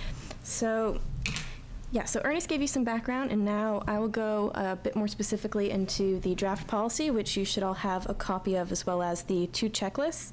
The first thing I want to make a distinction of before I dive into this is that you'll see, particularly in the policy, if you look through it, the distinction between the town's right of first refusal and their option to purchase. And what that's referring to is, so the option to purchase refers to when the Chapter 61 property is being converted to a disqualifying use, versus the right of first refusal, which is when a Chapter 61 property is being up for sale. But the end result would be the same. You would still have the right to either purchase the property, assign those rights to a nonprofit, or pass on the property. Okay, so the draft policy outlines the roles of town council, the Board of Selectmen, the town administrator, and then relevant boards, committees, and commissions, as well as outlining the procedure should the town decide to purchase the parcel, assign its rights, or decline. And ideally, this proposed process should make it easier for the town to coordinate between different departments and boards so that the town is poised to act within all legal timeframes, while also enhancing outreach and transparency to residents and property owners. And you'll see on the checklist that we've provided for you, there are some comments on there, since this is our draft for your review. One thing that the Open Space Committee is recommending is that the Board of Selectmen sends out abutter notifications if you guys decide that you're interested in purchasing a parcel and you're going to hold a public hearing. That is not required by the statute, but the Open Space Committee does recommend doing so. And then it's also important to note that this guideline to the statute is adopted solely for the purposes of coordinating local review, and that failure to adhere to the Wenham policy and procedures will not affect any rights or responsibilities that the town has under the chapter statutes. Okay, so first up, we'll talk about town council. So when a property comes up for sale or conversion, the property owner and their representatives will have to give a notice of intent. And so town council will review that to make sure that it is proper and complete. And they will then notify the town administrator if it is not complete. And this will be important for that time period because that 120-day clock does not start until a complete notice is received. And once a complete notice is received, town council will determine the final day of that 120-day period and then attempt to confirm that with the landowner so that everyone is on the same time frame for when the end deadline is. And in the event of a sale, the town council will review the purchase and sales agreement to determine whether the agreement constitutes a bona fide offer and does not include any contingencies that are prohibited. And then moving on to the town administrator. Once town council confirms we have a complete notice, the town administrator will contact all relevant town departments to review the property and assess potential impacts to everything from natural resources, zoning, a master plan, open space plan, town services. And in the case that the notice is insufficient, the town administrator will also notify all of those departments and boards. And we put that in there for the reason that the notice is required by law to be sent to the Conservation Commission and Planning Board. So if departments have a copy of a notice that might not be complete, we want to make sure that everyone is on the same page there. And then lastly, the town administrator will also determine whether prior funds were authorized or appropriated for the purchase of the parcel and inform the Board of Selectmen to his or her findings. And this will be important, again, for that timeline. If the Board of Selectmen is interested in exercising its right to know whether or not they have funds, and if not, how to move forward. So for relevant boards, committees, and commissions, they will notify the Board of Selectmen within 30 days of receiving the notice as to their recommendation of whether the property should be acquired by the town. And specifically, the Open Space and Recreation Committee will review the parcel ranking that hopefully we've already generated using that parcel ranking matrix that Ernest mentioned before, and recommend an action to the Board of Selectmen based off of that. And with that parcel ranking matrix, you'll also be able to see what categories generated the importance or maybe not so importance of that parcel. And then lastly, the Board of Selectmen. So the Board of Selectmen will schedule a meeting, preferably on the next board agenda if it works, to discuss the notice of intent and any comments from appropriate boards, committees, commissions on the purchase option. Did you have a question? What type of a meeting are we talking about here? That would just be Public hearing meeting? No, not necessarily. So that first meeting is not going to be a public hearing. You don't have to. So if you guys decide that you're interested in either exercising the right of first refusal or assigning those rights, that's when you would have to host a public hearing. If you decided not to purchase it, you wouldn't need a public hearing at that point. So this is just a regular So that would scheduled be- selectmen's meeting with an item on the agenda? Yes, so that you could hear from all of your departments and boards and the Open Space Committee to get feedback as to whether you even need to move forward or if this parcel is not worth pursuing. Okay, thank you. And so, so if the Board of Selectmen is considering exercising, at that point, they must schedule a public hearing. And at that public hearing or at any other later meeting within the 120-day time frame, you would have to vote to either exercise the right, assign the right, or decline. And then, I went over that distinction. And then the last piece would be if grant funds have not previously been secured or the town has not appropriated funds for the purchase, such funds must be appropriated appropriated by vote of town meeting, and if those funds have not previously been appropriated at an annual town meeting, the Board of Selectmen must hold a special town meeting within the 120-day period, which is why we put in that the town administrator would check on those funds for you at the beginning when that complete notice is in. And that's the outline of the roles of the different departments. There's also procedure in there. You'll see for the exact steps for each exercising the right, assigning it, and declining it, as well as the distinction between if someone's looking to convert their land without selling it. And you'll see in the draft, we also go over the process for appraising that land. All right, going back to my first question. Sure. Just to make sure I have it clear in my head, the 120 days is statutory? Yes. And the only way that can be extended is if there's an understanding agreement between the property owner and the town of Wenham? Exactly.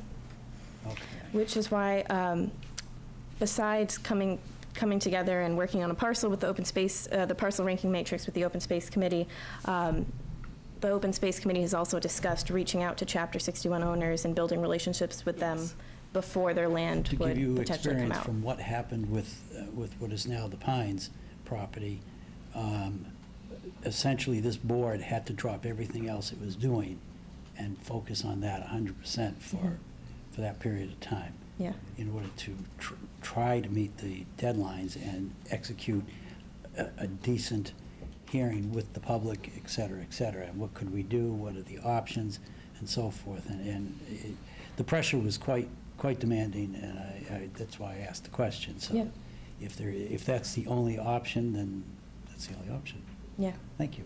Yeah, no problem. So the best thing that we can do, as I said, to make it seem like less time or more time, is to be more prepared. That's what we didn't have That's right. with that situation was. As I said about the fire department. Was a recommendation, or someone had, that someone had ever looked at that property before and said, oh, that's chapter land, let's talk to the owners, let's see what priority, what use it could be used for. I think if we had had that information, that would have helped our decision-making. If we had a funding source to do something with it, or we had something identified, input from other boards, all of those things And also, that if you you're remember, outlining will be it helpful. happened right before the holidays of the year. Right. So Thanksgiving, Christmas, New Year's, and it was just a bear roll And to try to deal with. So what you're doing is incredibly important.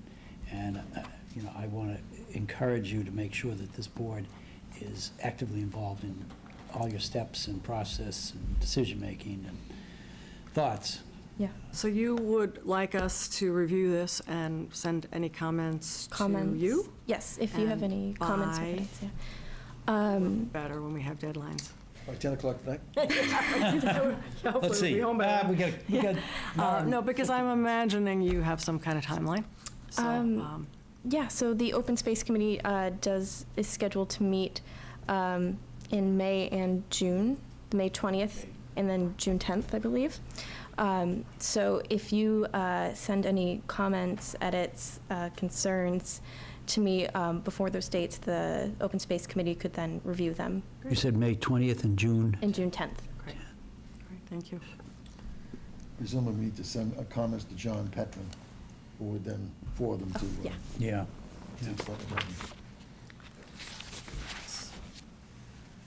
Right. See, John's making a note there.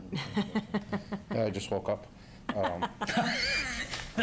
This is pretty good. This is, I think, I've dealt with this a lot in the past, and, having something, but I think the matrix is key. The problem is you get the golf course, you're talking millions of dollars all of a sudden, and You want to put that on the tax rolls and get shot? And for the most part, you almost need an override vote, to accomplish that. So some of these are very difficult. So I think the advanced planning with things that you think might be coming up, is key to this. Yeah. I think what Missy said is our kind of the follow-up to that matrix is, as we've kind of identified the properties, it's the outreach to these property owners to understand what their timing is, what their thoughts are, whether they would consider, Can we talk about it ahead of time?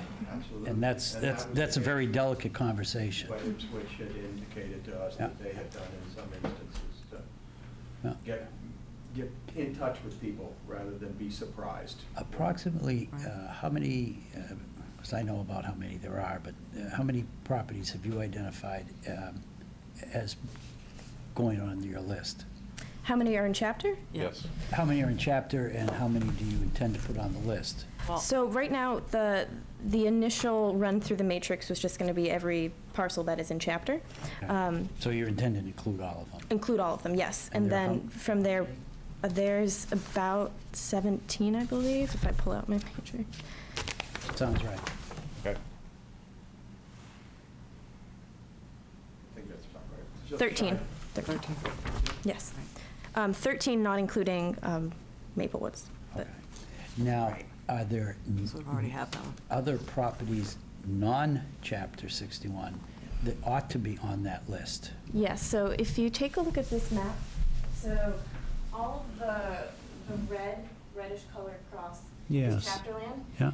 This pink cross, those are lands that have conservation restrictions on them to varying degrees, and you can see some of them make kind of important connections for wildlife habitat and trails.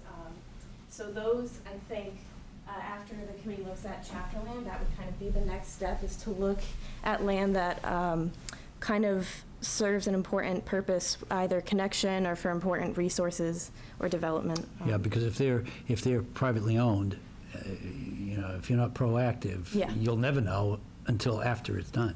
Yeah, definitely. Or some deal is made, and that could be very difficult at that point. Okay. And to preview a little bit, the comment that always rattles around in my mind when we talk about the matrix is, this is obviously an open space and recreation committee, and so that matrix will be evaluating chapter properties for that use. But I'd like us to keep in mind, and I'm not sure how we avoid the silo thing, but the fact that some of these chapter lands could have uses beyond recreational, or including recreational plus other things. I sit on the Affordable Housing Trust, and some of these parcels are big enough that they might be prioritized to be mostly open and have some development. Yeah. So somehow, I haven't come up with the answer yet, but somehow if we can figure out a way to work together with different boards and committees that might have a suggested use for a piece of land, that it would be great to be able to add that as a. So have the conversations with the appropriate people Well, in-house. It would be great if we had one document that said, for this piece of chapter land, the highest and best use is, or we would recommend purchasing it, not only because it has open space, but it also has potential for, again, I use affordable housing as an option. I don't think that your matrix is designed to be that flexible, but I would love to continue the conversation as we go forward and try to figure out a way, lacking a master plan, which hopefully we'll have, but lacking that, some way to just, link those things together, because some of the properties might have multiple uses. Yeah. That's all. Hopefully, my last question, are you aware that there was a study done about 20 or 25 years ago on this exactly? What's There was an specifically? MAPC study that was done. No, it was done by the town of Wenham. Oh, no, I didn't know. You're talking about the open space plan in 2001, John? Correct. So yes, so. Yes, right, that's right. Their plan is just an update to that plan. They had to go through that plan. So you've done an overlay with that? Yes. To see what relevance All it the had. action items from that plan that didn't get action. Right. And we updated. That's what happens with most studies, isn't it? They sit on the shelf and get dusty until the next panic goes on. We have a very active, small, hopefully getting bigger, I've been actively recruiting, active recreation and open space group, and Missy as well from a staff. So we feel hopeful that this plan will not just sit on the shelf, but will be actively used in the future.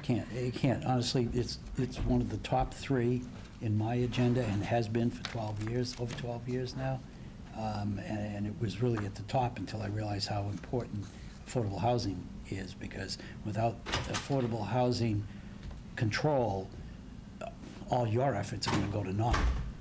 Any one of those properties could get sucked up by an unfriendly 40B, and you got to a problem. Yeah. It sounds like some So- good active work Yeah, going on here. Yeah, so we'll send you, we'll send John our comments, he'll compile them, if any, and send them off to you before one of your next 2 meetings, and let us know when you're done, and we'll take another look. Great. Thank you. Thank you so much for coming tonight. thank you. Appreciate it. What time are your meetings, if I wanted to sit in and just listen? 7. 7 o'clock, and they're in this building? Okay. Right. On the website. Sounds like And a we'll good... repeat, we'll have a list of these soon, but we'll repeat that there are openings on that committee, so if people are interested in this. One interested party Yes. show up last night. Oh, great. And 2 other names, so we may, if they all 3 express interest to the selectmen on our appointment, we will become a fully Fantastic. of 7. Yeah, Great. So please be sure that they send in, if they're interested, send in letters of interest to the town administrator's office, so that we Thank you can all so much. include them. Thank you. Okay, let's see. Item number E under new business has to do with Settlers Lane, and we found that we don't have all the information that we need. Council's still working on this, so we'll put this to the next agenda. So we'll pass Practicing, over. we've been practicing the Sorry. last half hour trying Sorry. to explain this. Aren't you happy we don't have to talk about it tonight, though? So we'll pass over item E, and we'll hopefully have that ready for our next meeting. This Passover, huh? Well, it's the season. Yes, John. Okay.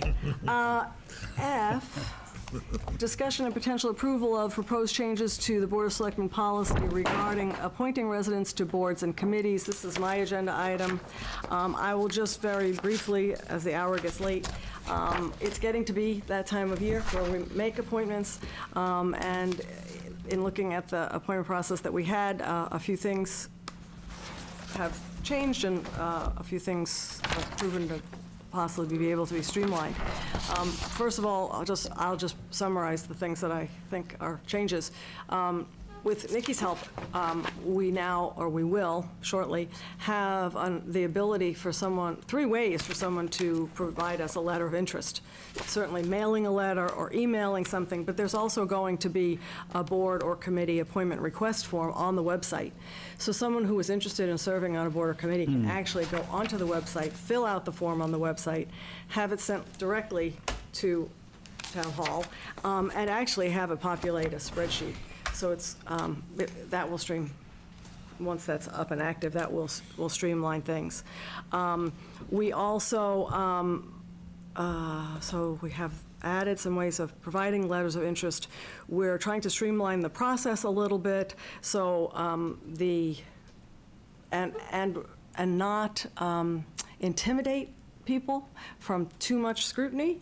So basically, as the appointing board, folks will here we will announce that there are openings. We'll be talking to people who are interested would send in letters of interest to the town administrator's office, usually to Nikki and Roebuck at wenhamma.gov. And with any resume or background information, those applications will be received and forwarded to us. And again, as always, we have the right, or if we choose to, if we don't know somebody, to interview them. And then, of course, the actual appointment lives with this board. So once we feel comfortable that we have met people, if we need any other input, we'll ask for it, and then we'll take action to appoint. The policy that we had was actually didn't match what we were doing, so that's been corrected too in terms of notification. Once we appoint someone, the policy said the notification came from the town administrator's office, and that has all really been changed. So now that notification to the person and to the chairman of the board, of that appropriate board, goes through the town clerk, because they not only let the person know that they've been appointed, but the town clerk, as we have seen, gives them 4 or 5 different things that they have to do, as well as including come in and sign a document, get sworn in. So that's, so the person, everyone, and apparently this is what they've been doing, which is Okay, I just don't want it to be confusing, because I'm out harvesting all the time. All you have to do is ask Every meeting, people. every store I go into, it doesn't matter. That's the whole point There's of a live this. body that lives in Wenham. All they have to do, if they're interested, is go on the website, look to see what they're interested in, and at this point, if they're computer savvy, they can, well, maybe not at this point, when Nikki finalizes, by the time we're ready to appoint, or start talking about it, they can go on a website and, or send in a letter of interest with their reasons How do you for think we being. found you? Let's Just have that teasing, discussion Catherine. over coffee sometime. So anyway, so that's a few updates to the appointment process. If we are, actually, Nikki has included in our packet a couple of pages, this appointment or reappointment request, a few pages, and are actually right off of what the website would look like. And of course, she can. So once the office upstairs has this, the Board of Selectmen will be notified immediately? We should talk about that. I mean, It it's. should be. We That's we what I have been, and then as we get closer, to appointment times, I think we usually get them grouped again. But it's meant to be, sort of a straight-through pass. So we've actually received over the last few months a couple of letters of interest, even some before town meeting. Correct. And with the transitions and such, we haven't really done any appointments except those that we had to statutorily. So I That's right, have. that's my concern, is Yeah. that, we haven't gotten any Right, on our but board. I And I have- know I've solicited 2 or 3 of them, and I haven't seen or heard anything from our office. Well, we have letters of interest that I think we've all received, and if they, I haven't received any. a while ago, I think. Anyway, I think that all of us have received them. I suggest we look back. But because they were not, How would we have received these, by email? Peter, In what format? in email. Okay. I'm pretty sure. I'm not remembering it. But it doesn't, Neither am I. you'll get them again, and the important part about that is that they came at a time when it was clear that we weren't going to be appointing anyone for a while, like it's been a month since our meeting. So I have taken the liberty, I guess, of getting back to people and acknowledging, we have your letter of interest.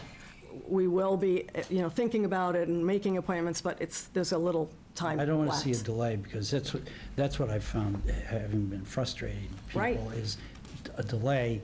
Well, geez, nobody ever caught back to me, or I've not heard anything more, Well, or I don't know anything. I or can tell when's you it that gonna everyone happen. who has sent in a letter of interest has either received at least an acknowledgement from either, usually Peter or myself. And the only delay has been the fact that we haven't had a meeting in a while. But I think right now, mostly what we're getting are letters of interest for the screening committee, which we'll talk I about. haven't, I've heard people tell me that they've sent it in, but I haven't received any confirmation that anybody sent it in. For, The screening committee. oh yeah, we haven't seen any of the screening committee. So typically what happens. The people have sent them in according to. Yes, and I haven't seen them either, but I think what typically happens is if we have a committee that we are requesting applications for appointment, and it has a deadline, Yeah. which in this case, May 7th, I think typically what has been done, What's the May 7th deadline? well, that's the deadline for the screening committee. I thought it was April 22nd. That's what the website said. That's Well- what the minutes of the previous meeting said. It was April 22nd. We approved them tonight. Yes, it was April 22nd, but as of April 22nd, I think we had 3. So the deadline was extended to May 7th, and that's what's now on the website. So shouldn't we have seen those by now? So, as we typically do, this is not new, if there is a particular committee that we ask for letters of interest by a certain date, which is not many committees really, what we have typically done is waited until the deadline date. So or we have enough people, the minimum number of people. So on May 7th, my expectation is, from John and Nikki, that we will receive all of the letters of interest, so that we see them. I'm going to disagree with that, because first of all, these people should have been responded to. Second of all, it gives us a chance to review who there is. If there's only 2 or 3, and we really want 7 or 8, then, maybe we got to get out there and beat the bushes a little more. I've talked to 3 people in the last week, and I've not heard anything more.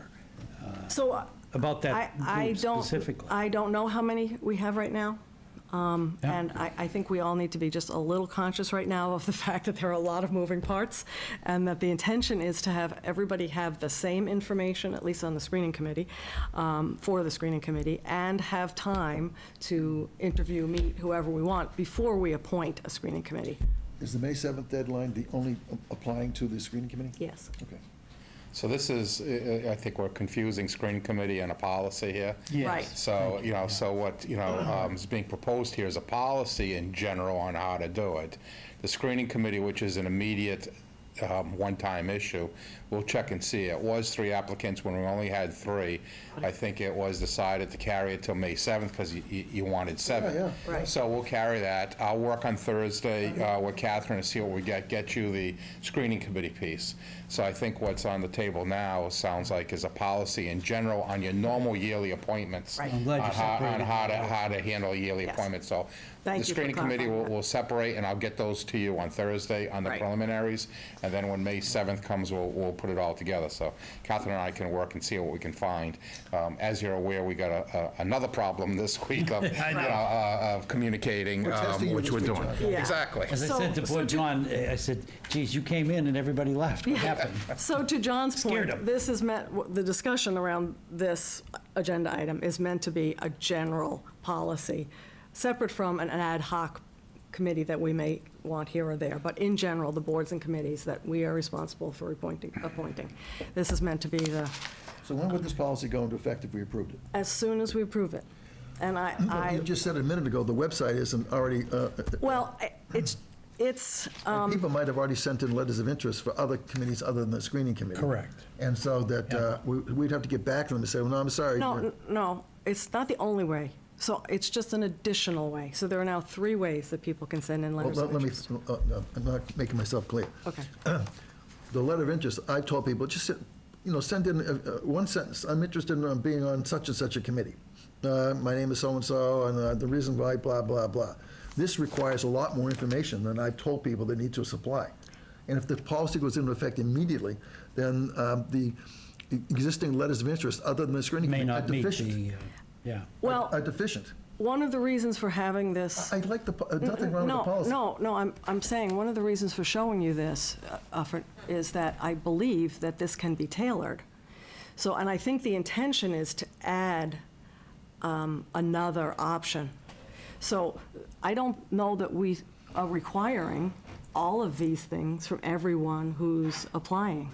These just happen to be the things that are on the website now, which is not active, A, publicly, A, because we haven't approved the policy, B, because Nikki's not here to finish it, and C, because if there's something in there that we don't think is important, or if we want to state,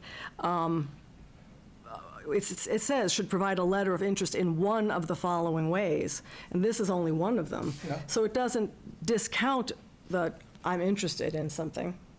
But the example I just gave a minute ago, even if they don't do it electronically, they might not know town board of committees, business experience and education, all the other stuff like that. I'm not objecting to it. I'm just saying that if we implement this tonight, if it was approved, then people who have sent in a letter of interest for committees other than the screening committee, their letter of interest is deficient, isn't it? I don't think so. I don't think so, because this is up to us, what we want this to say. And if I read this, it says, let's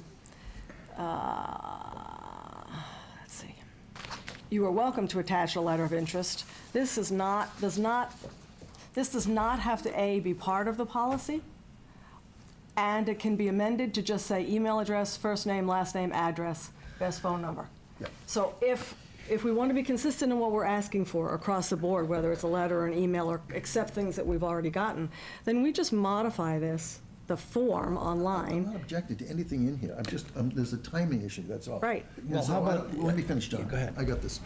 I just want to make sure that somebody who's already sent in a letter of interest either we've got it today, or we're going to get it tomorrow or the next day. We're not going to disqualify that person. Absolutely not. I don't think we should. Either do I. No, and that's all I'm trying to that's say. certainly not the intention. That's all I'm trying to Yeah, say. okay.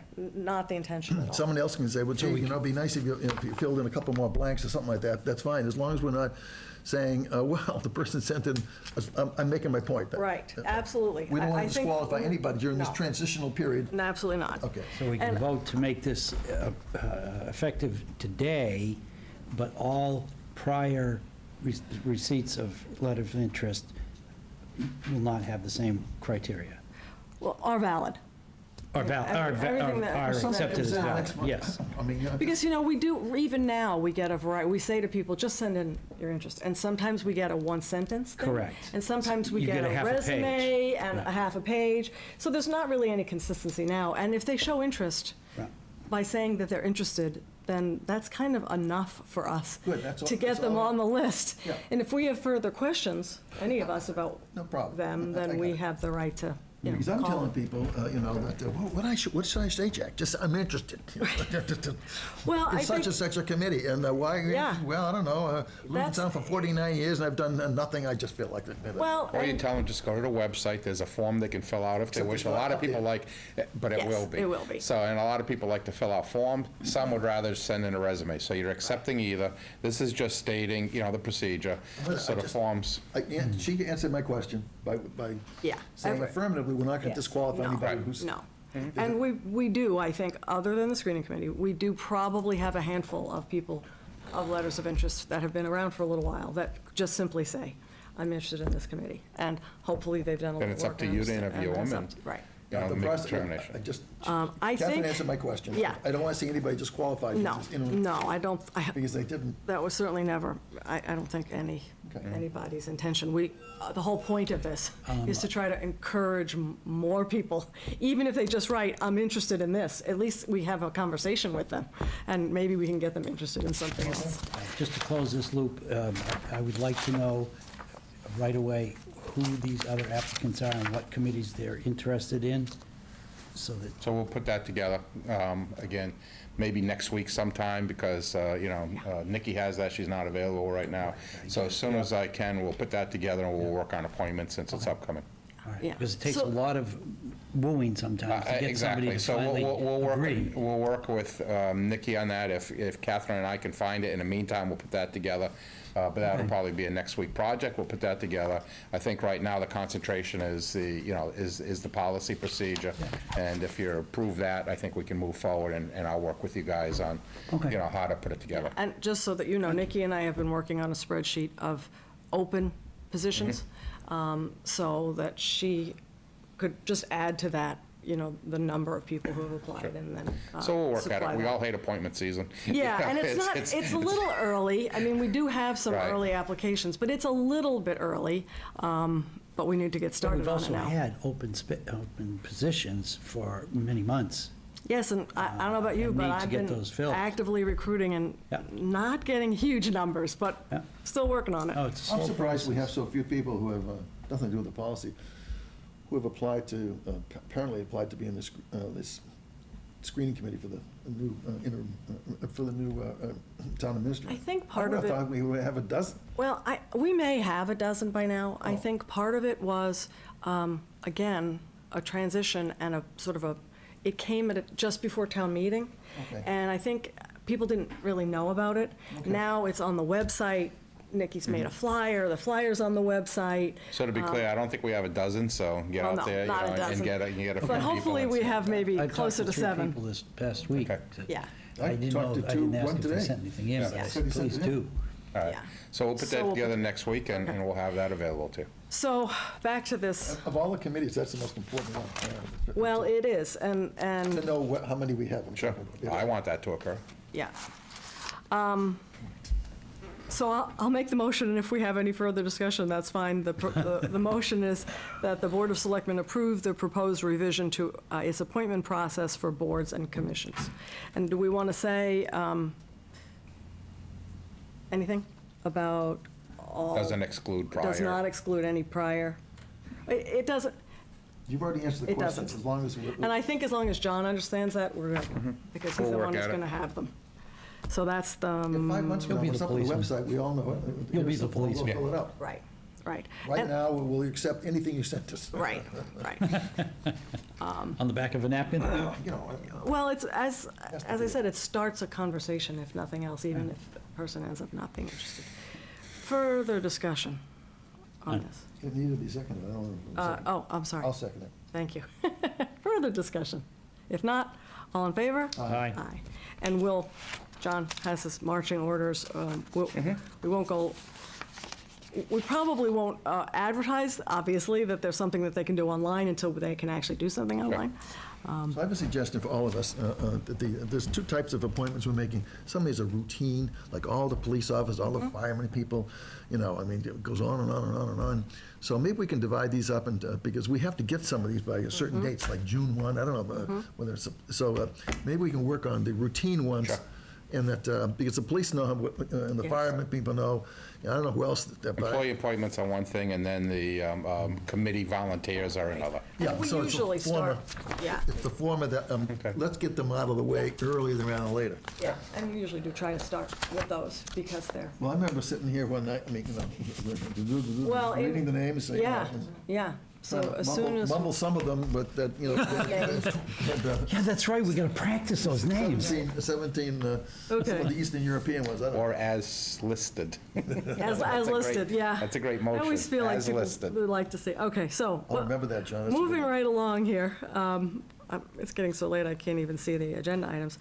Item number G, letter G, is Jack's, and it has to do with the renewal proposal for the MIA.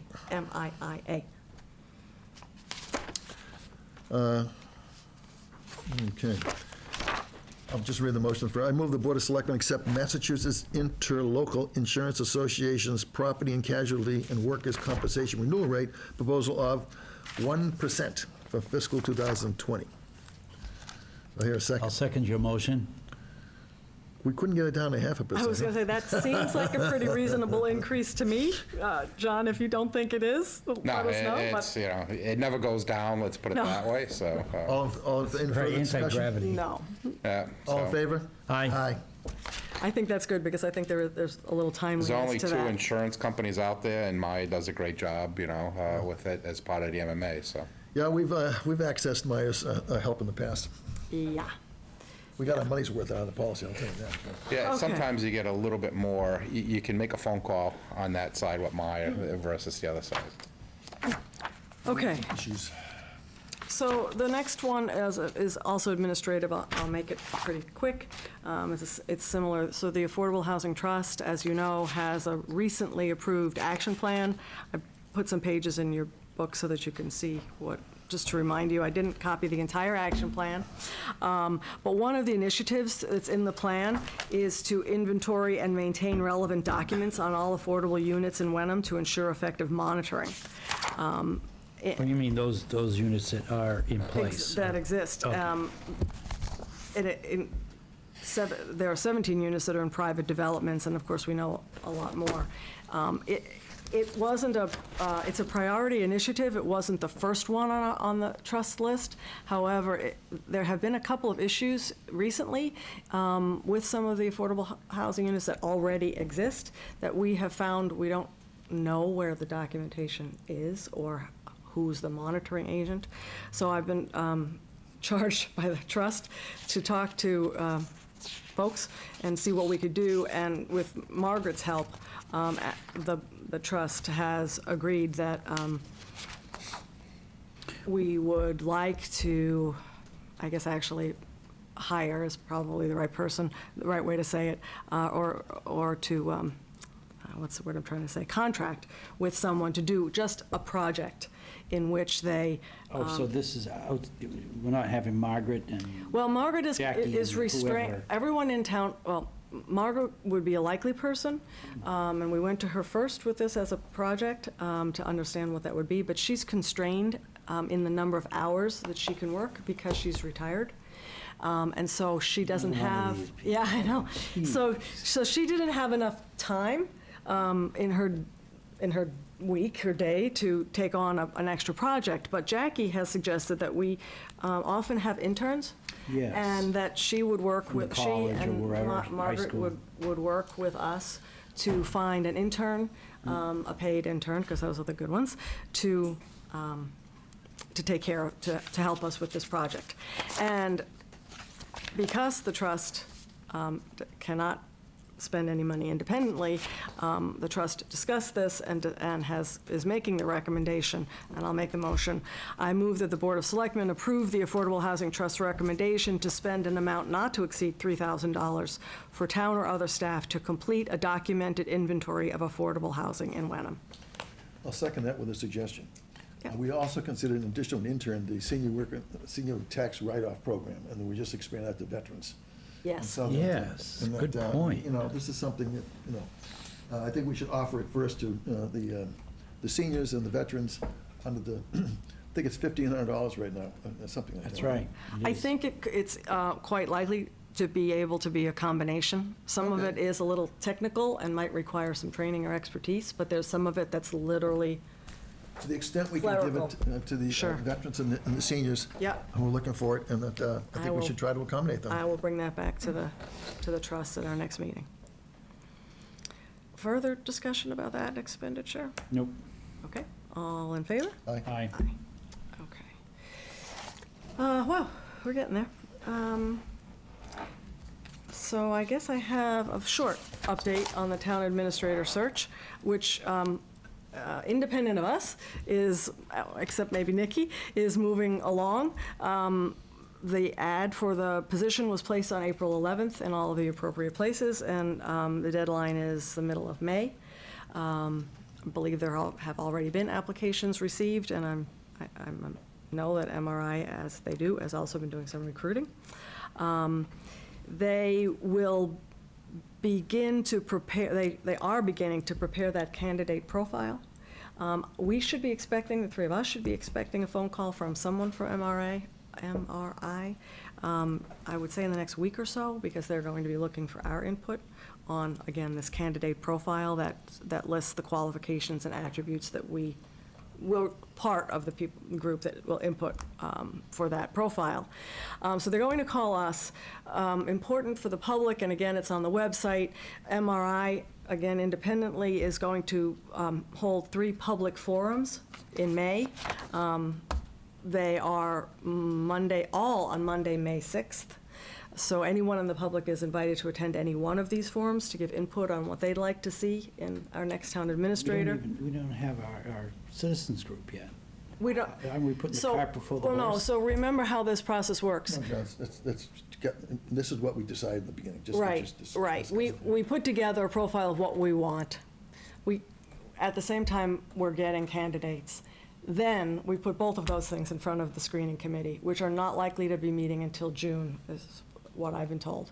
So they will use this document that the community and we and others have put together to judge each one of the applicants that the screening committee gets.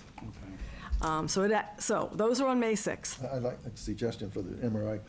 I think, I know you don't have Nikki this week, but it'd be very helpful to me if I could see what was given to me 5 years ago for Peter. MRI put together the same thing. So I just assume, I'd like to see an email or something that, let me read it again, say, by the way, what I wrote 5 years ago is fine, maybe with an addition of a sentence instead of me sitting here trying to figure out. Reinventing the wheel. Yeah, and I actually dug up a copy of that myself, so if you don't, Nikki's not around the next couple of days, I'm happy to send it to John. Yeah, if you can send that. I just had a file of stuff.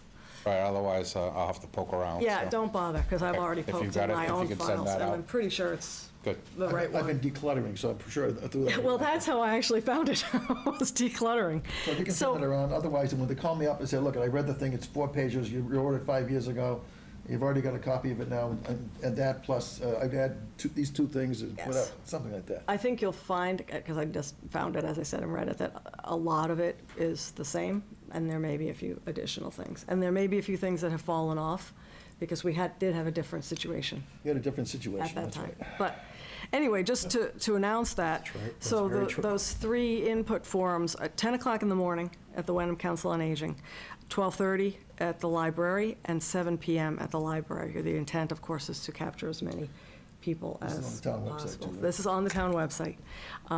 And it's input session, as I said, it's for MRI, to gather information and to use for the candidate profile. We are not invited, just in case you're wondering, because we tend to kind of stifle a crowd just by our interest. This also on the website, it talks about this letters of interest and now being requested by May 7th, and it talks about the dates and the commitment. The commitment for that committee is likely 2 or 3 evening meetings and then 1 long Saturday meeting sometime mid to late June, right? There's also going to be a roundtable discussion on May 6th that will include the department heads, so that they can have input on what they would like to see with MRI. And MRI has opened a direct email, which people can also find on the website if they just randomly have some comments. So we're trying to gather as much citizen input as we can. And we've talked enough about the screening committee, so I won't say anything more about that. So that's the update on that. At some point, I think MRI, once we get a little further along, MRI will come in and give us an update, just, a high-level update, but I think right now we're not at that point. Okay? Okay. The next thing on the agenda is Jack's, and it's the potential approval of the First Church Community Preservation Act agreement. Right. Long awaited, much anticipated. I mean, eventually it'll come off of our agenda. Really, we're going to try to get through it tonight. If you vote yes, then it is. Yeah, right. Done. Well, there was only, I know that Bill Weiss was very helpful in this, and Peter Twining apparently is now. There was only, about 3 weeks ago, there was only a couple of minor issues left on this thing, which have been resolved. So what I have in front of me has been approved by the First Church, right? Because we don't want to go back and forth on this anymore. That's what the email says. The email says from Peter Twining that it's all fine from their point of view. There were a few last-minute questions, I think, that got resolved just before I didn't Peter realize the First Church had the following structure. Bill Weiss, he reports to Duda, and Duda reports to Peter Twining. Hey, what can I say? Just a joke. Well, he's a lawyer, so the lawyers have to look at this stuff. But it does appear as if we have what we need in terms of information, and they are okay with this stuff. And they gave us the invoices that we were seeking too. They have, yes. Right. And they've agreed to hang on to them for 6 years, which was one of the questions. I move to approve the proposed Community Preservation Act grant agreement with the First Church of Wenham. I'll second your motion. Any further discussion? I do not. I have none. All in favor? Aye. Thank God. Oof. By the way, that was an emphasis added. Yeah. Well, First Church. It was painless this time, wasn't it? I think from an action point of view, John, the closing of the loop here would be for you to make sure that the Finance Department knows that this has been approved, so they can pay whatever it is. Hopefully, they know somewhere the amount is written down. Okay, so we have come to the end of almost the end of our agenda. I have a little cheat sheet here because I'm determined to do this correctly. Very importantly, it's that time of year to reorganize our committee, as we do. Christmas presents come out. Right, and in our, with our spirit of rotation and new blood. So there are lots of ways to do this in terms of who starts it, but I'll just start it. And I will say, are there any nominations for chair of the Board of Selectmen for this term? Madam Chair, if you wouldn't mind, I'd like to take the floor for a moment. Absolutely. Though I understand the rotation process, I've always felt that the priority for filling the chair position is to go to someone who is capable and willing to fill that position. Not necessarily just a rotation. I think rotation is important, but second to the individual's desire to handle it. Considering that, I am going to take myself out of the loop altogether, Okay. because I have spent a lot of time thinking about this over the last 2 or 3 weeks, and I've looked at my work schedule, which has been horrendous, and I see the next 3 to maybe 6 months not being much better until things sort themselves out. Some of it's out of my control. So I would like to nominate Jack Wilhelm as chair for this upcoming year, as chair for this board. Great. I will just ask, although I don't anticipate, are there any other nominations for chair? I don't think that there are. But hearing none, I'll close the nominations, and I believe you would need to accept the nomination. I have to second it. Actually, you can second it. It's not required for a nomination, but you can if you'd like to. I'll just accept it then. I will second it as a, it ends up being a show of support, but it's not required. If that being said, all in favor of Jack Wilhelm being I do chair? have one more comment. Oh, sure. And I just wanted to make sure that you are aware that I did have a conversation with Jack before I concluded or made my decision upon myself, so that I knew he was a viable candidate and, didn't have any problem with it, so. So we're not going to expect him to say no if we vote for him then? I hope not. Okay. If not, Hate hey, surprises like I have that. no problem doing anything, whatever my job requires, and this is why I've decided this way, is because I want to give 110% to my town at all times. And there are still other things, issues that I am dealing with within the town that I'm not at liberty to discuss right now, that I want to see through, as well as my work situation. So, Well, I'm not going anywhere. I, for one, certainly respect anyone's decision to prioritize or understand what they can do and what they can't do and what they need to do first and what they need to do second. And so, yes, the rotation is important, but meaningless if the person feels unable to. Yeah, for whatever reason. For whatever reason. So it's always a discussion. So thank you for hearing me out. Thank you for thinking about it. With that nomination, I will ask for a vote. All in favor of Jack Wilhelm for Chair of the Board of Selectmen for a term ending, I didn't look up the date, but it's because it may change, the first regular meeting after the next town election. Please say aye. Aye. Aye. Aye. That would be unanimous for Jack as chair. Congratulations. Would you like me to finish this, or now that you're chair, do you want to take the last two? I'm happy. I'll take the next one. Okay. So that, I'd like to nominate John Clemenza as vice chair. Okay. And I have no further nominations. I'd be willing to do the stand-in if called upon, yes. Further discussion? All in favor? Aye. Aye. Yes. John Clemenza for vice chair. Narrows clerk down pretty well. However, I think we should probably have a motion to. Wait a minute, let me get the whiskey. Or is it wine? I'm sorry, wine. Yeah. I make a motion that we appoint Catherine Harrison as clerk. I would- Same time frame that she just mentioned a moment ago. I would strongly second. I look forward to an opportunity to work Support that. Further the other discussion? Catherine again. All So in favor? Aye. Aye. Unanimous. okay. So thank you, everyone. We have a new. Well, we have the same team. Same, Well, we just same players, we changed just around. shuffled the deck. And because of our seating arrangements, we don't even have the ceremonial get up and move thing. But Right here.